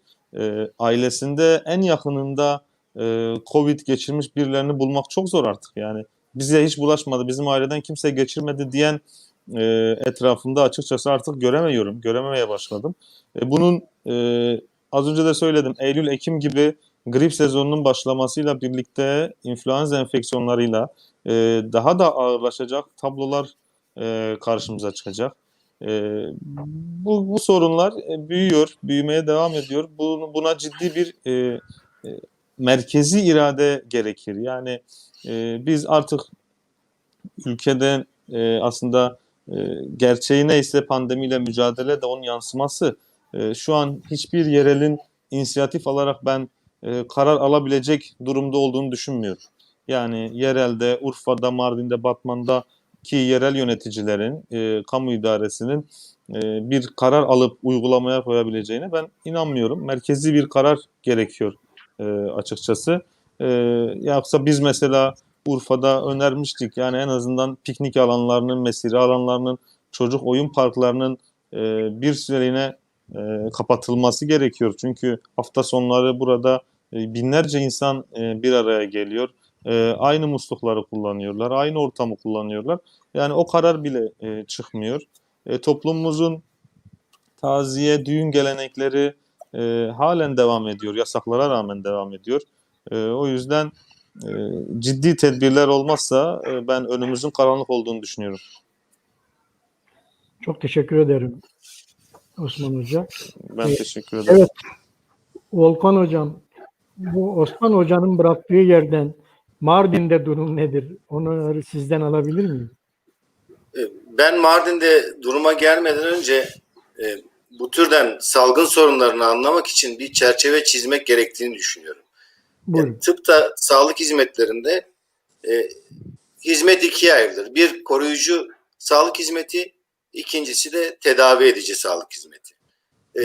Hastalık veya sorun doğru tarif edildiği zaman nedenlerine bakılır. Nedenlerden kaynaklı çözülebilecek şeyler varsa o nedenler ortadan kaldırılmaya çalışılır ve sorunun miktarı azaltılmaya çalışır. Sorun oluştuğu zaman da bu sorunun tedavisine yönelik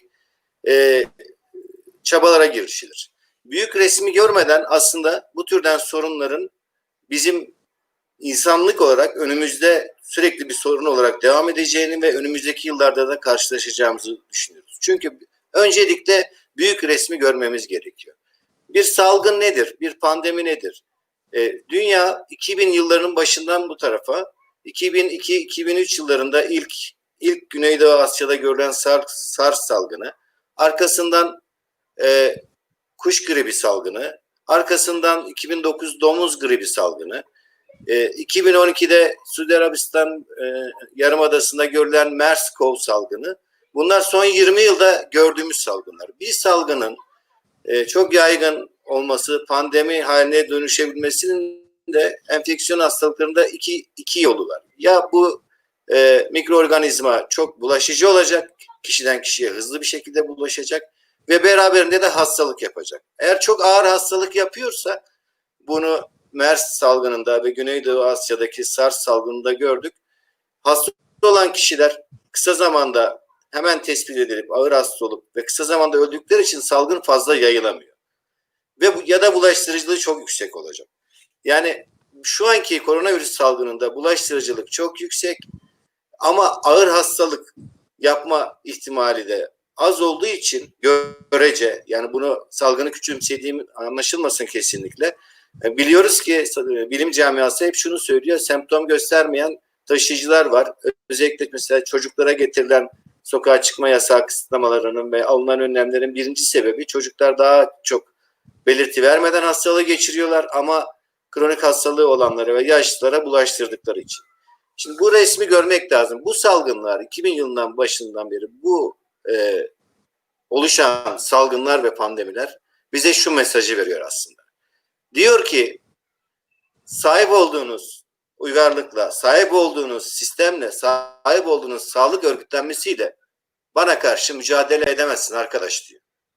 Yani sahip olduğun şu anki sistem, modernite, insanların elinde akıllı telefon, binlerce, on binlerce kilometredeki insanlarla sosyal medya üzerinden mesajlaşma veya bizim şu an yaptığımız gibi internet medyası üzerinden bir açık oturumu düzenleyip halka bilgilendirici verme gibi şeyler bir 30-40 yıl 50 öncesine, hatta daha yakın geçmişte yoktu.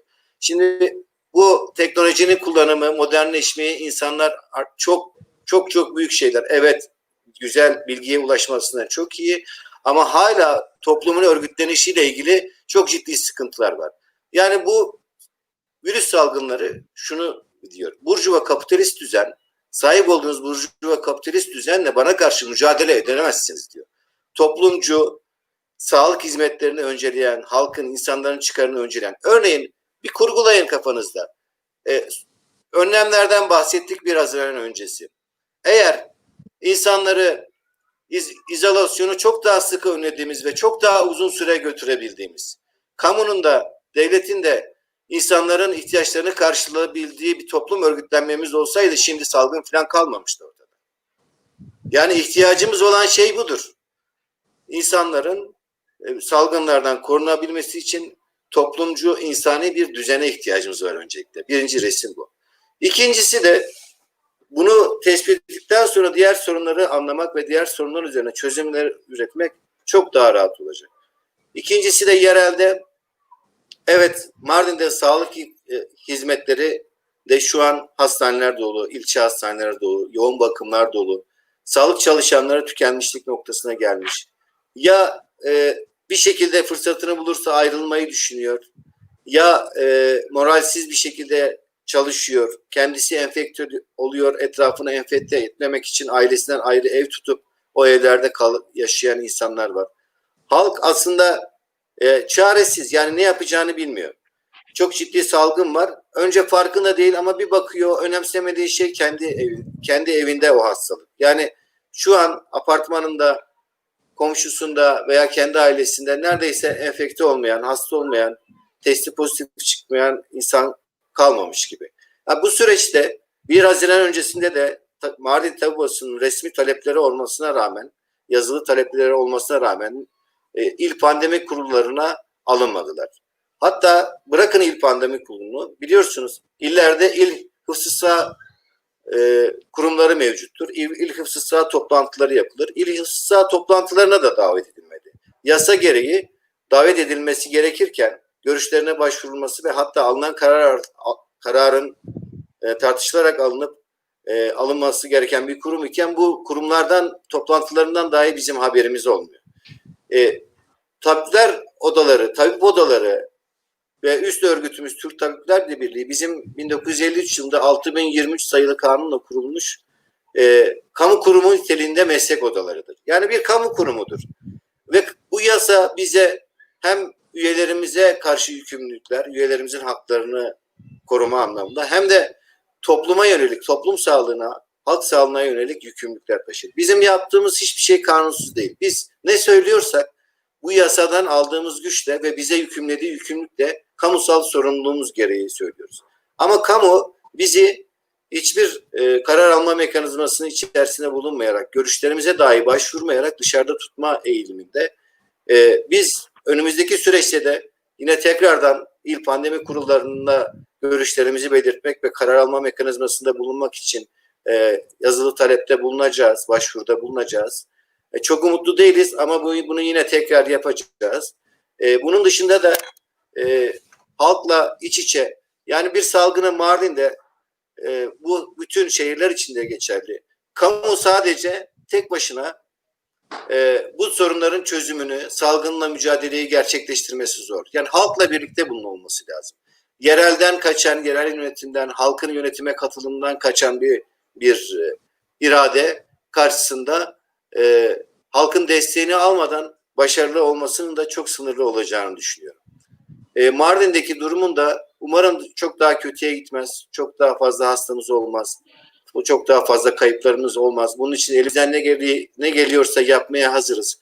Kamudan bizden yardım talepleri olursa ne kadar elimizden geldiğince yardımcı olmaya hazırız. Şu aşamada söyleyeceklerim bu kadar. Teşekkür ederim.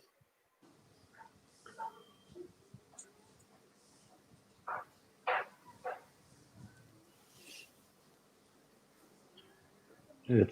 Nurlu abi düştü mü acaba? Rejideki Moderatör gitmiş galiba. Moderatörümüz gitmiş galiba. Evet. Sıra Evet, bende. tamam. O zaman ben devam edeyim. Ömer Hocam, sıra sizde. Evet. Nedir, ne değildir? Önerileriniz hem bu pandemiyle mücadele konusunda hem de mesleki açıdan ne gibi sorunlar, sıkıntılar var, neler bu sıkıntıları azaltabilir? Bir diğeri de bence hocamın, Volkan hocamın belirtmiş olduğu halkın desteği olmazsa bununla mücadele etmek zor, katılıyorum. Bu çerçevede ne yapabiliriz? Yani biraz böyle komple düşünecek olursak bunu bir toplumsal mücadele alanı haline getirebilir miyiz? Bunun için ne yapmalıyız? Evet. Buyurun, söz sizde, sizi dinliyoruz. Tabii Volkan Hocam aslında sağlığa bakış açımızı, yani biz hekimlerin, hele Türk Tabipleri Birliği'nin yönetici ve diğer kurullarına göre yapan arkadaşlarımızın bu pandemiye bakış açısını belirtti. Toplumcu halk sağlığı yönünden bakmak gerekiyor. Bunu tedavi edici halk sağlığı veya kapitalist sistemin dayattığı bir yöntem izlenerek bu salgınla baş edilemez. Daha temel söylemek gerekirse bilimsel veriler ışığında epidemiyoloji biliminin önerdiği ve yıllardır, yani yeni bir dünya keşfetmiyoruz, yıllardır önerdiği ve bilimsel verilere dayanan katılımcı bir yapıyla baş edebiliriz. Şimdi pandemiyle mücadele ederken bizim her zaman söylediğimiz bu işin bir 3 tane sac ayağı mevcut. Bunlardan birincisi toplum, ikincisi idari yapı, yani kamu diyelim, üçüncüsü de sağlık altyapısıdır. Yani bir ülkenin var olan sağlık altyapısıdır. Şimdi yaklaşık yarım saat, bir saattir biz bu konuları konuşuyoruz. İşte toplumun uyması gerekenleri, sağlık altyapısını, idari yapısını. Bakınız ben size biraz da politika yapayım. Şimdi hep bilimsel veriler ışığında konuşuyoruz ama aslında politika mı olacak bilemiyorum. Kamunun sadece bakış açısını söyleyeyim size ben. Evet. Salgının başlangıcında Batman'da bütün Türkiye'de 24 saat işte yayınlar yapılırken, her türlü önlem alırken, sokaklarımız belediye araçlarıyla dezenfeksiyon yapılırken, her türlü önleme yapılırken kamunun yaptığı neydi? Kamu belediye başkanımızın yerine kayyum atadı. Evet. Yani en yoğun olduğu dönemde kamu belediye başkanımızın yerine kayyum atadı. Bakış açısı. Şimdi tabip odaları kamu niteliğinde sivil toplum kuruluşudur. Aslında bir kamu kurumudur tabip odası. Peki kamu ne yaptı buna karşı? Bütün paydaşları, bütün emek örgütlerini içine alacağına kamu kurumu niteliğinde olan tabip odasını hiçbir şekilde ne karar ve ne de değerlendirme toplantılarına almıyor. Ne il ihtisas kuruluna ne de pandemi kurullarına almıyor. Merkezi düzeyde ve yerel düzeyde. Peki sağlık altyapısında kamu ne yaptı? Sağlık altyapısında hiçbir şey yapmadı. Hele hele bölgede hiçbir şey uygulamadı. Tam tersine salgının başında var olan imkanlar giderek kısıtlandı. Örnek vermek gerekirse pandemi hastanesi ilan edilen özel hastane pandemi hastanesi olmaktan çıkarıldı. Yoksul, gariban vatandaş geceliği 1000 lira, 1500 lira ücret ödemek zorunda kaldı. Ben size kamunun burada pandemiye bakış açısını özetledim. Şimdi sağlık altyapısını özetleyeyim. Sağlık altyapısı, evet, pandeminin başlangıcında hasta sayısından kaynaklı olarak yeterli düzeyde cevap verdi.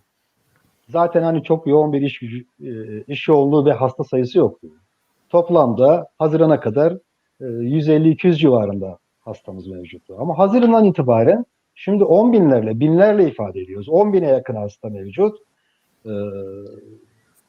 Yaklaşık 150-200'e yakın eksimiz mevcut. Yoğun bakımlar tamamen dolu. Hastane normal yatak sayısı tamamen dolu.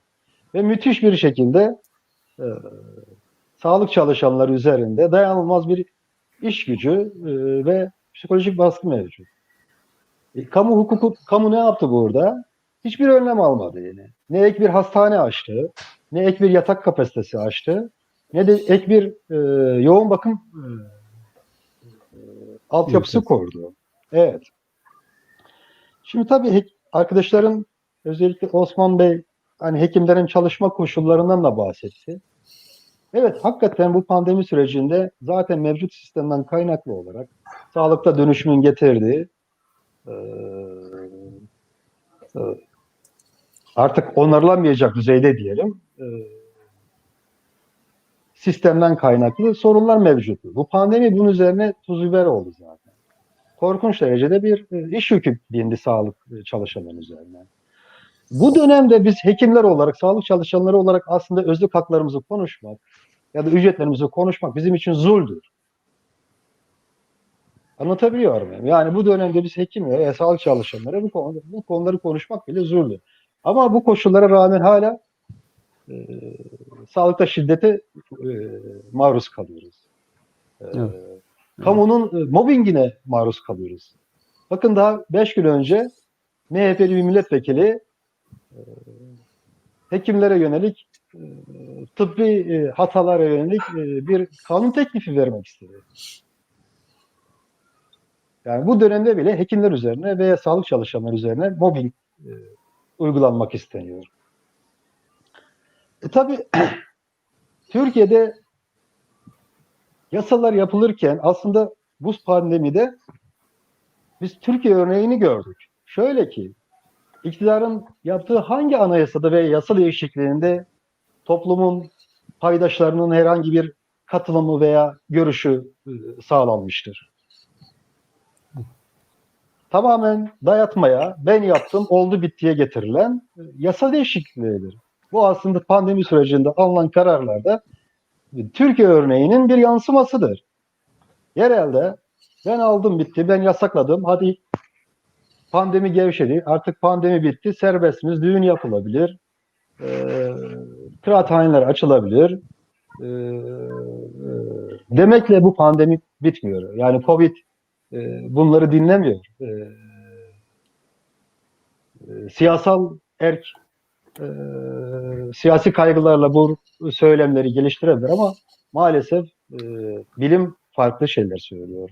Onun için bu pandemi ancak bilimsel yöntemlerle, bilimin önerdiği yöntemlerle ve paydaşların katılımıyla çözülebilir. Benim söyleyeceklerim bu kadar kısaca. Çok teşekkür Nurullah ederim. Bey, Dinliyorum. Nurullah Bey, Ömer Volkan Faruk Bey. hocamın evet bir ekleme de yapacağım. Hani bunu söylemeden geçemeyeceğim. Tabii tabii. Van Tabip Odası Başkanımız Hüseyin Yavuç hocamıza katılabilseydi o bize daha detaylı bilgi verirdi. Cuma günü Türk Tabipler Birliği Merkez Konseyi'nin çağrısıyla Türkiye genelinde bütün tabip odaları basın açıklaması yaptı. Van'da buna izin verilmedi. İzin verilmedi. Tomalarla etrafları sarılaraktan valiliğin toplantı gösteri yasağı olduğu, basın açıklama yasağı olduğu gerekçe gösterilerek COVID-19 pandemisi ve hekimlerin özlük haklarıyla, sağlık çalışanlarının özlük haklarıyla ilgili olan basın açıklamasına izin vermedi. Bu aslında tavrı gösteriyor yani. Evet. Anladım. Anladım. Yani bizim de anlatmaya çalıştığımız o zaten hocam. Yani eğer bir ülke demokrasiyle yönetiliyorsa, bu ülkede demokratik kitle örgütleri, sivil toplum örgütleri, meslek odaları varsa, bunlar mesleğinden çıkışlı toplumun yararına, düşüncelerini açıklarlar. Bu demokrasinin gereğidir. Ülkeyi sadece Türkiye Büyük Millet Meclisi'nden yönetmek artık mümkün değil. Bu katılımcı demokrasinin de gereğidir. Çoğulcu demokrasinin de gereklerinden biridir. Artık hani ben seçildim, 600 tane milletvekiliyle bu ülkeyi yönetirim veya ben seçildim, işte bir kişi birkaç tane yanıma adam alırım, böyle ülkeyi yönetirim. Bunlar bitti artık. Bunların artık sonu geldi. Günümüzde artık bütün mesele çoğulcu demokrasi uygulamakta. Herkesin yönetimde etkisini oluşturmak zorundayız. Ancak bu şekilde ülke daha rahatlar, daha bir nefes alır. Bu arada zaten soracaktım Osman Bey'e. Osman Bey'in de bir gözaltı süresi oldu sanırım. Öyle değil miydi Osman Bey? Bir gözaltına alındınız siz. Evet, geçtiğimiz dönem, bir önceki dönem Başkanımız Sayın Ömer Melik ve ben o zaman Genel Sekreterdim. Bu Twitter paylaşımları nedeniyle bir gözaltı sürecimiz oldu. Yani yapacak bir şey yok. Biz sanırım Mardin'de bir de Van'da oldu benzeri. Türkiye'de de Evet. başka örneği yok. Urfa, Mardin ve Van'da oldu. Bu Twitter paylaşımlarımız nedeniyle halkı kin ve korkuya, paniğe sevk etmekten korku ve paniğe sevk etmişiz. Öyle deniyor. Yani korkmasınlar, panik de yapmasınlar. İşte sonuç ortada. Evet. Evet, sonuçta ortada. Yani Tayyipler Odası konuşmuyor. Ama Evet, gerçekten şöyle, pardon, özür dilerim. Şimdi Estağfurullah. bakın pandeminin, çok özür diliyorum lafınızı kestim ama Osman Bey'in söylediğine ek olarak halkı kim ve paniğe sevk ediyoruz dedi de şöyle bir örnek vereyim. Haziran'ın sonundan itibaren yaklaşık 6 ve 7'ye yakın basın açıklaması yaptık. Ve tam da bugün yaşadığımızı delilleriyle, kanıtlarıyla bunları söylüyorduk. Bunları söylemek gerçekten halkı paniğe sevk edecekse biz halkı paniğe sevk edelim. Yani bu hastalığı önleyelim, sevk edelim ve bizi yargılasınlar. Biz bunu göze alıyorsunuz diyoruz. Evet. Ya şimdi ben de ek bir şey söyleyeyim. Yani maalesef Tabii. aslında bu ülkedeki herkes iyi niyetli, herkesin söylediği her şey bu şekilde sonlanıyor. Keşke biz yanılmasak diyor insanlar ama yanılmıyorlar. Biz de ilk baştan itibaren hep uyardık. Örneğin mevsimlik tarım işçileriyle ilgili biz 6 gün öncesinden bir uyarı Twitter'ı attık, bir paylaşım yaptık. Mevsimlik tarım işçilerinin biliyorsunuz o dönem şehirler arası yasaklar vardı. Urfa'dan çıkışlarına izin verildi. Tamam, tarımın devamı dendi. Olabilir, tarım devam etsin ama bu insanların sağlığını koruyarak, şehirde bunun kontrolünü sağlayarak yapılmalı diye bir uyarı mesajı attık. Bu mesajdan 5-6 gün sonra Urfa tüm ulusal medyada o tarım işçilerinin bu şehir dışına çıkış belgesi almak için oluşturduğu kuyruklarla Evet. gündem oldu. Yani bizim uyardığımız şu ana kadar 11 Mart'tan itibaren gerek TTB'nin gerek tüm tabip odalarının söylediği her şey maalesef gerçek çıktı. Yani 1 Haziran'dan önce normalleşmenin zamanı değil dendi. Bunu özellikle halk sağlığı hocaları, epidemiyoloji hocaları henüz o orana varmadık. Henüz tedbirleri gevşetme zamanı değil dendi. Ama gevşetildi. Sonucu ortada bugün. Yani daha önce Türkiye'de birkaç şehirde çok ciddi vakalar yayılırken bugün Türkiye'nin birçok şehrinde, yani bizlerle birlikte şu an Ankara'da da durum çok kötü, oradaki arkadaşlarımızla konuştuğumuzda ya da diğer illerde de sorun kötü. Yani maalesef biz uyarılarımızı yapıyoruz. Az önce Mehmet Bey'in dediği gibi yönetim yetkisi bizde değil. Biz sivil toplum örgütüyüz. Biz önerilerimizi paylaşırız. Biz sahadan aldıklarımızı söyleriz. Yani şimdi bugün bu süreçte hekimlerin, sağlık çalışanlarının fikrini almadan bir süreç yönetilebilir mi? Yani sahada işi yürüten onlar, sahada halkla karşılaşan onlar, yaşanılan sorunları gören onlar. Ama maalesef dediğim gibi onların katılmadığı, tepeden şu kararı aldık uygulayın şeklinde bir dönemle karşı karşıyayız. Teşekkür ederim. Volkan Bey, sizin ekleyeceğiniz bir şey var mı? Ya benim ekleyeceğim şu sadece Osman Hocam'ın söylediğine. Şimdi mevsimlik tarım işlerinde bu salgın nedeniyle uyarıda bulunmak çok yerinde ama zaten mevsimlik tarım işleri sorunu bu ülkenin kanayan bir yarası. Yani büyük toprak sahiplerinin insafına terk edilmiş yoksul insanlar, hiçbir sosyal güvencesi olmadan insani olmayan şartlarda çalıştırılan, bir nevi köle muamelesi görerek çalıştırılan insanlar. Yani bu zaten kanayan bir yarayken bunun üzerine bunu dile getiriyor olmak çok doğru, çok yerinde bir tutum tabi odası için. Ama zaten bu insanlarımız ücretli kölelik düzeninde yaşatılıyorlar. Yani bu yaşadıkları ortamları ben gördüm yani.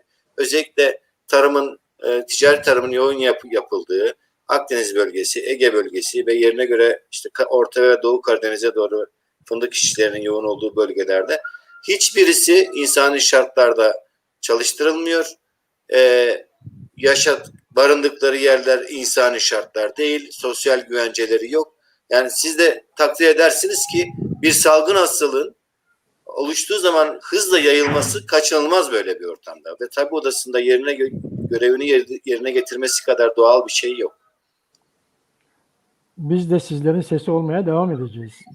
Teşekkür İstediğiniz ederiz. zaman Çarpel Medya ekranları yalnız size değil, bütün sivil toplum örgütlerine, bütün meslek odalarına demokratik baskı grubu olma özellikleri nedeniyle her zaman seslerini duyuracağımızı size de söylemiş olalım ve sözü Mehmet Bey'e bırakalım. Evet Mehmet Bey, odaları dinledik. Ne düşünüyorsunuz? Evet, teşekkür ediyorum Nurdan abi. Şimdi ben genel bir toparlama yapacağım ama bu toparlama çok genel olmayacak.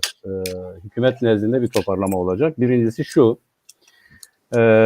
Vedat Hoca az önce sivil toplum kuruluşlarının fonksiyonuyla ilgili bir uyarıda, bir açıklamada bulundu. Dedi ki bunları yarı kamu kuruluş sayıyorlar. Onun için kamu kuruluşlarını tercih ederken bizim bu kurumları almıyorlar dedi. Çok doğrudur. Bu da şu anlama geliyor Nurullah abi. Yani bu ülkede demokrasi yok. Hani diyorsun ya, eğer demokrasi varsa yok. Olmadığı için de böyle yapıyorlar. Yani kendi keyiflerine göre yapıyorlar. Onun için almıyorlar. Fakat şu var. Almayabilirler. Ancak bugün bağlı olduklarını beyan ettikleri anayasaya göre toplumun sağlığını korumakla mükelleftirler. Bundan kaçamazlar. Hani diyebilirler ki ya biz anayasayı da keyfimize göre yorumlarız ama uluslararası hukuk var. Uluslararası hukukta da her devlet yönetmekte olduğu toplumun sağlığını korumakla mükelleftir. Ve zaten uluslararası hukukta da 3 tane şey asla ve asla parayla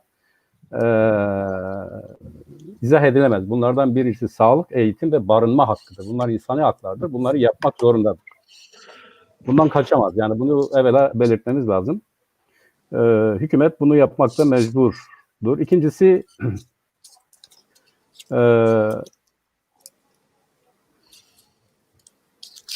şimdi hocamız şeffaflık yok dedi. Zaten uluslararası sağlık kuruluşlarından az önce bir arkadaşımız yine not düştü. Dünya Sağlık Örgütü'nün tespitlerine göre Türkiye'deki gerçek vakalarla açıklanan vakalar arasındaki oran 1/4'tür. Yani %25'i açıklanıyor, %75'i açıklanmıyor. Bir defa burada bir açıklık olmalı. İkincisi de tedavide etkinlik olmalı. Bu etkinlik nedir? Bunlar da bütün de fiziksel, maddi imkanlardır. Yani hastanedir, kittir, işte cihazlardır ve benzeri. Bir diğeri toplumun bu pandemi nedeniyle işine gidemeyen, işinden olan, çalışamayan, hasta durumda olan herkesin mutlaka ve mutlaka yönetim tarafından desteklenmesi gerekmektedir. Bu da yasal bir zorunluluktur. Yani bu vatandaşlar vatandaş olarak bütün haklarını, bütün görevlerini yerine getiriyorlar ama devlet nezdinde bunlar haklarını kullanamıyorlar. Bu haklar tanımalı. Bunların başında da onların yaşamlarını sürdürme hakkıdır. Bunu temin etmekle mükelleftir, mecburdur. Sağlık personeline ilişkin gerçekten bu süreçte çok az, çok önemsiz bir ayrıntı dışında sağlık personeli gerçekten de çok önemli. Yani bunu izah edemiyorum. Çok önemli bir hizmet veriyor. Burada az önce arkadaşlarımız da belirttiler. Söylerken bunu hissettik, söylerken bunu gördük. Asla parayla, pulla alakalı olan bir şey değil. Bunu görüyoruz. Ve toplum sağlığı açısından bakıyorlar. Kendileri toplumun sağlığını korumakla mükellef görüyorlar, sorumlu görüyorlar. Bunun için fedakarlık yapıyorlar. Bu süreçte gerçek anlamda çalışan bütün sağlık personeline karşı hepimiz borçluyuz. Toplum olarak borçluyuz. Bunu bilmemiz lazım. Onların keyfi gibi görünen, yani bize keyfi gibi görünen hiçbir hizmeti olamaz, mümkün değildir. Onlar sadece görevlerini yapıyorlar. O görevlerini yaparlarken de kendilerinin Hipokrat yemini çerçevesinde davrandıklarını görüyoruz. Buna bağlı olduklarını görüyoruz. Bu büyük bir ahlaktır. Yani buradaki arkadaşlarımın açıklamalarında da görüyoruz. Toplumcu fikirleri vardır. Toplumun sağlığını korumakla yüz olduklarını biliyorlar. Bunun bilincindedirler. Ve biz toplum olarak bütün sağlık personeline her koşulda sahip çıkmak zorundayız. Anlayış göstermek zorundayız. Kesinlikle ve kesinlikle işlerini yapmalarını engellememeliyiz. Bunu toplum olarak yapmak zorundayız. Bir diğeri şudur. Benim sağlık personelinden istediğim, ayrılmak durumunda olan arkadaşlarımız var. Onu görüyoruz. Gerçekten yıpratıcı bir süreç. Dayanamıyorlar, katlanamıyorlar her açıdan. Yani toplumdan gelen baskılar, yukarıdan gelen baskılar ve buna karşı yorgunluk, kişisel, fiziksel yıpranmışlıklar doğaldır. Her insanı sıkıntılı bir duruma sokabilir. Ama benim buradan o sağlık personeli için söyleyeceğim şey, bu toplumsal görev yerine getirilinceye kadar herkes bu fedakarlığı yaparsa, zaten yapıyorsunuz. Ama o zamana kadar direnirsek aynı zamanda biz bir olumsuz olayın gerçekleşmesini de önlemiş olacağız. Ve daha önemlisi de şudur, gerçekten de mesela hocamız söyledi, Faruk Erin hocamız söyledi, dedi ki ya böyle bir pandemi döneminde yönetim neyi düşündü? Yani durdu, iyi kötü bizi idare eden ya da halka hizmet eden tuttu bir belediye başkanı görevden aldı, onun yerine kayyum atadı. Yani olacak iş mi? Ve bu adam da bir şey yapmıyor. Yani topluma hizmet götürmüyor, topluma hizmet yapmıyor. Daha önce yapılanları da ortadan kaldırıyor. Zaten geçen gün basında bir haber çıktı. İşte bir tecavüz olayını ortaya çıkaran bir gazeteciyi gözaltına aldılar. O tecavüzcü serbest geziyor. Yani devlet olma zihniyeti, devlet olma aklı budur. Biz bildiğimizi yaparız. Sizi de bildiğimize uydurur zihniyeti. Nerede gördük? Mardin'de işte bütün toplum bir araya geldi. Bir pandemiyle mücadele etmeye çalışıyor. Valinin aklına ne geldi? Kürtçe konuşamazsınız diyor. Bu propagandalar Kürtçe yani kimin aklına gelebilir böyle bir şey? Toplum bir araya gelmişken, örgütlenmişken, bu pandemiyle mücadele etmek için elinden geleni yapıyor iken, birini anlamak için kendi dilinde konuşuyorken kimin aklına gelebilirse bu dili kullanamazsınız demek. Yani hani diyorlar ya, gölge etme başka ihsan isteme. Sen ne istiyorsun? Bu senin işin mi yani? Hangi dille ne yapıyor, ne ediyor? Yani bu sağlık alanında akla gelebilecek bir şey midir? Ve nihayetinde benim bu konuda son olarak söyleyeceğim şudur. Hükümet anayasal görevini yerine getirmiyor. Bu suç, topluma karşı suç işlemek anlamına gelir. Ancak biz toplum olarak yapabileceklerimizi yapmak için sağlık personeli, sivil toplum örgütleri, siyasi partiler, dernekler, kurumlar, her neyse, ne kadar bir araya gelebiliyorsak bulunduğumuz alanlarda bir araya gelmeli, diyalog içinde olmalıyız. Bununla karşı birlikte mücadele etmeliyiz. Fakat en önemli unsur da şudur. Biz hepimiz bir araya gelebilirsek hükümet nezdinde gerçek anlamda bir baskı grubu olabiliriz. Aynen Kızıltepe'de yaptığımız gibi bunu Urfa'da, Mardin'de, Diyarbakır'da ve giderek bütün illerimizde yaparsak bence her açıdan bu sıkıntıları, hem sağlık personeli üzerindeki stresin alınmasında, hem birlikte mücadelede bir moral olur. Birlikte mücadele, birbirimizi anlamada bir moral olur. Ve gerçekten de alınan kararlarda rahat bir şekilde hayata geçirilebilir. Teşekkür ediyorum.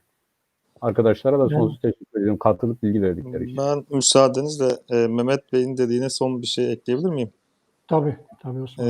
O hani istifa ile ilgili. Biz Cuma günü yaptığımız basın açıklamasında tüm Türkiye'de, Volkan Hocam az önce söyledi, TTB Merkez Konseyi'nin ve tüm tabip odalarının aynı anda yaptığı açıklamada orada şüphesiz hükümete çağrılar vardı sağlıkçıların sesini duymasıyla ilgili, ama aynı zamanda dediğiniz gibi tabiri caizse tüm meslektaşlarımıza da mevziyi terk etmeme çağrısı yapıldı orada.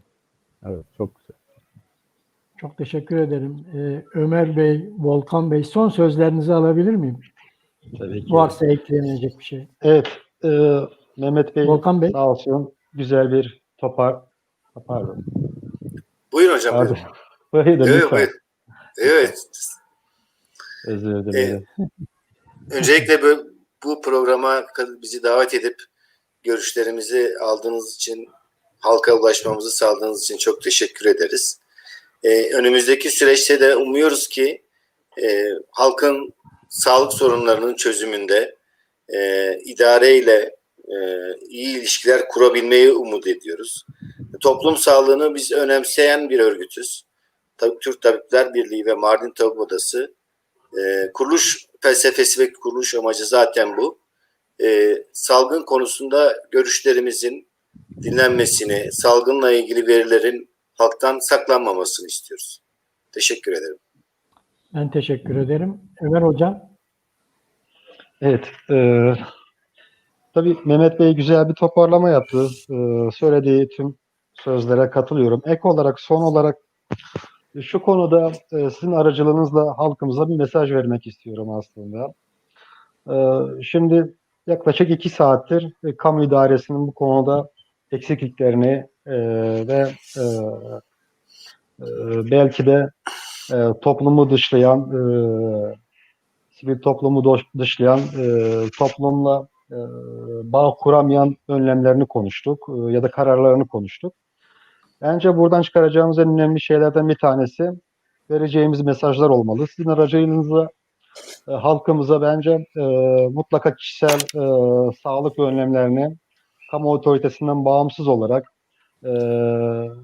mutlaka almalarını, özellikle maske, temizlik ve mesafe konusunda tüm kurallara uymalarını, özellikle toplu yerlerde temastan kesinlikle kaçınmalarını, yine çevrelerinde bizim eski gelenek ve göreneklerimizde olan, özellikle devletin katkısını beklemeden yardıma muhtaç, özellikle çalışma koşulları uygun olmayan insanlara duyarlı olmalarını, halkın kendi sağlık önlemini artık kendisinin alması gerektiğini, bu konuda kendilerinin daha bir ciddiyetle kamu otoritesinden bağımsız olarak bu konuya daha duyarlı olmasını önerebilirim ben kendimce. Tabii bir kişinin, biz sağlık çalışanları olarak yıllardır hani tabip odaları olarak toplumcu bir sağlık hakkını savunan bir kamu niteliğinde sağlık kuruluşlarıyız. Burada emek veren tüm hekim arkadaşlarımız da, başkanlar da yeterince ifade ettiler bu konu. Halkı bu konuda duyarlı olan halkımıza her zaman kapılarımızın açık olduğunu, hem bireysel bazda hem de toplumsal bazda bizlerin de bu konuda sesleri olacağımızı, gerekli imkanlara ulaşmalarını ve elimizden geldiğince onlara yardımcı olacağımızı sizlerin aracınızla belirtmek istiyorum. Bu program için de çok teşekkür ederim. Selamlar, sevgiler iletiyorum. Sağ olun. Çok teşekkür ederim. Ben de bütün oda başkanlarıma, PAK Genel Başkan Yardımcısı Mehmet Gül'e tekrar teşekkürlerimi iletiyorum. Sevgili Çarpı Medya izleyicileri, işte bu hafta da bölgedeki pandemi durumunu ele almaya çalıştık oda başkanlarımızla birlikte. Bu sahada bu kadar cansiperane çalışan doktorlarımız için gerçekten biz de elimizden gelen her türlü çabayı, her türlü yardımı onlardan esirgememeliyiz. Gerçekten çok yoruluyorlar. Çok risk altındalar. Bunu biliyoruz. Ve bunun değeri parayla ölçülmez. Bunun farkındayız. Biz de toplum olarak doktorların bu çabalarına elimizden geldiği kadar destek olmaya çalışalım. Bu haftaki programın da sonuna geldik. Gelecek hafta yeni konuklarımla birlikte görüşmek üzere. Herkese rojbaş.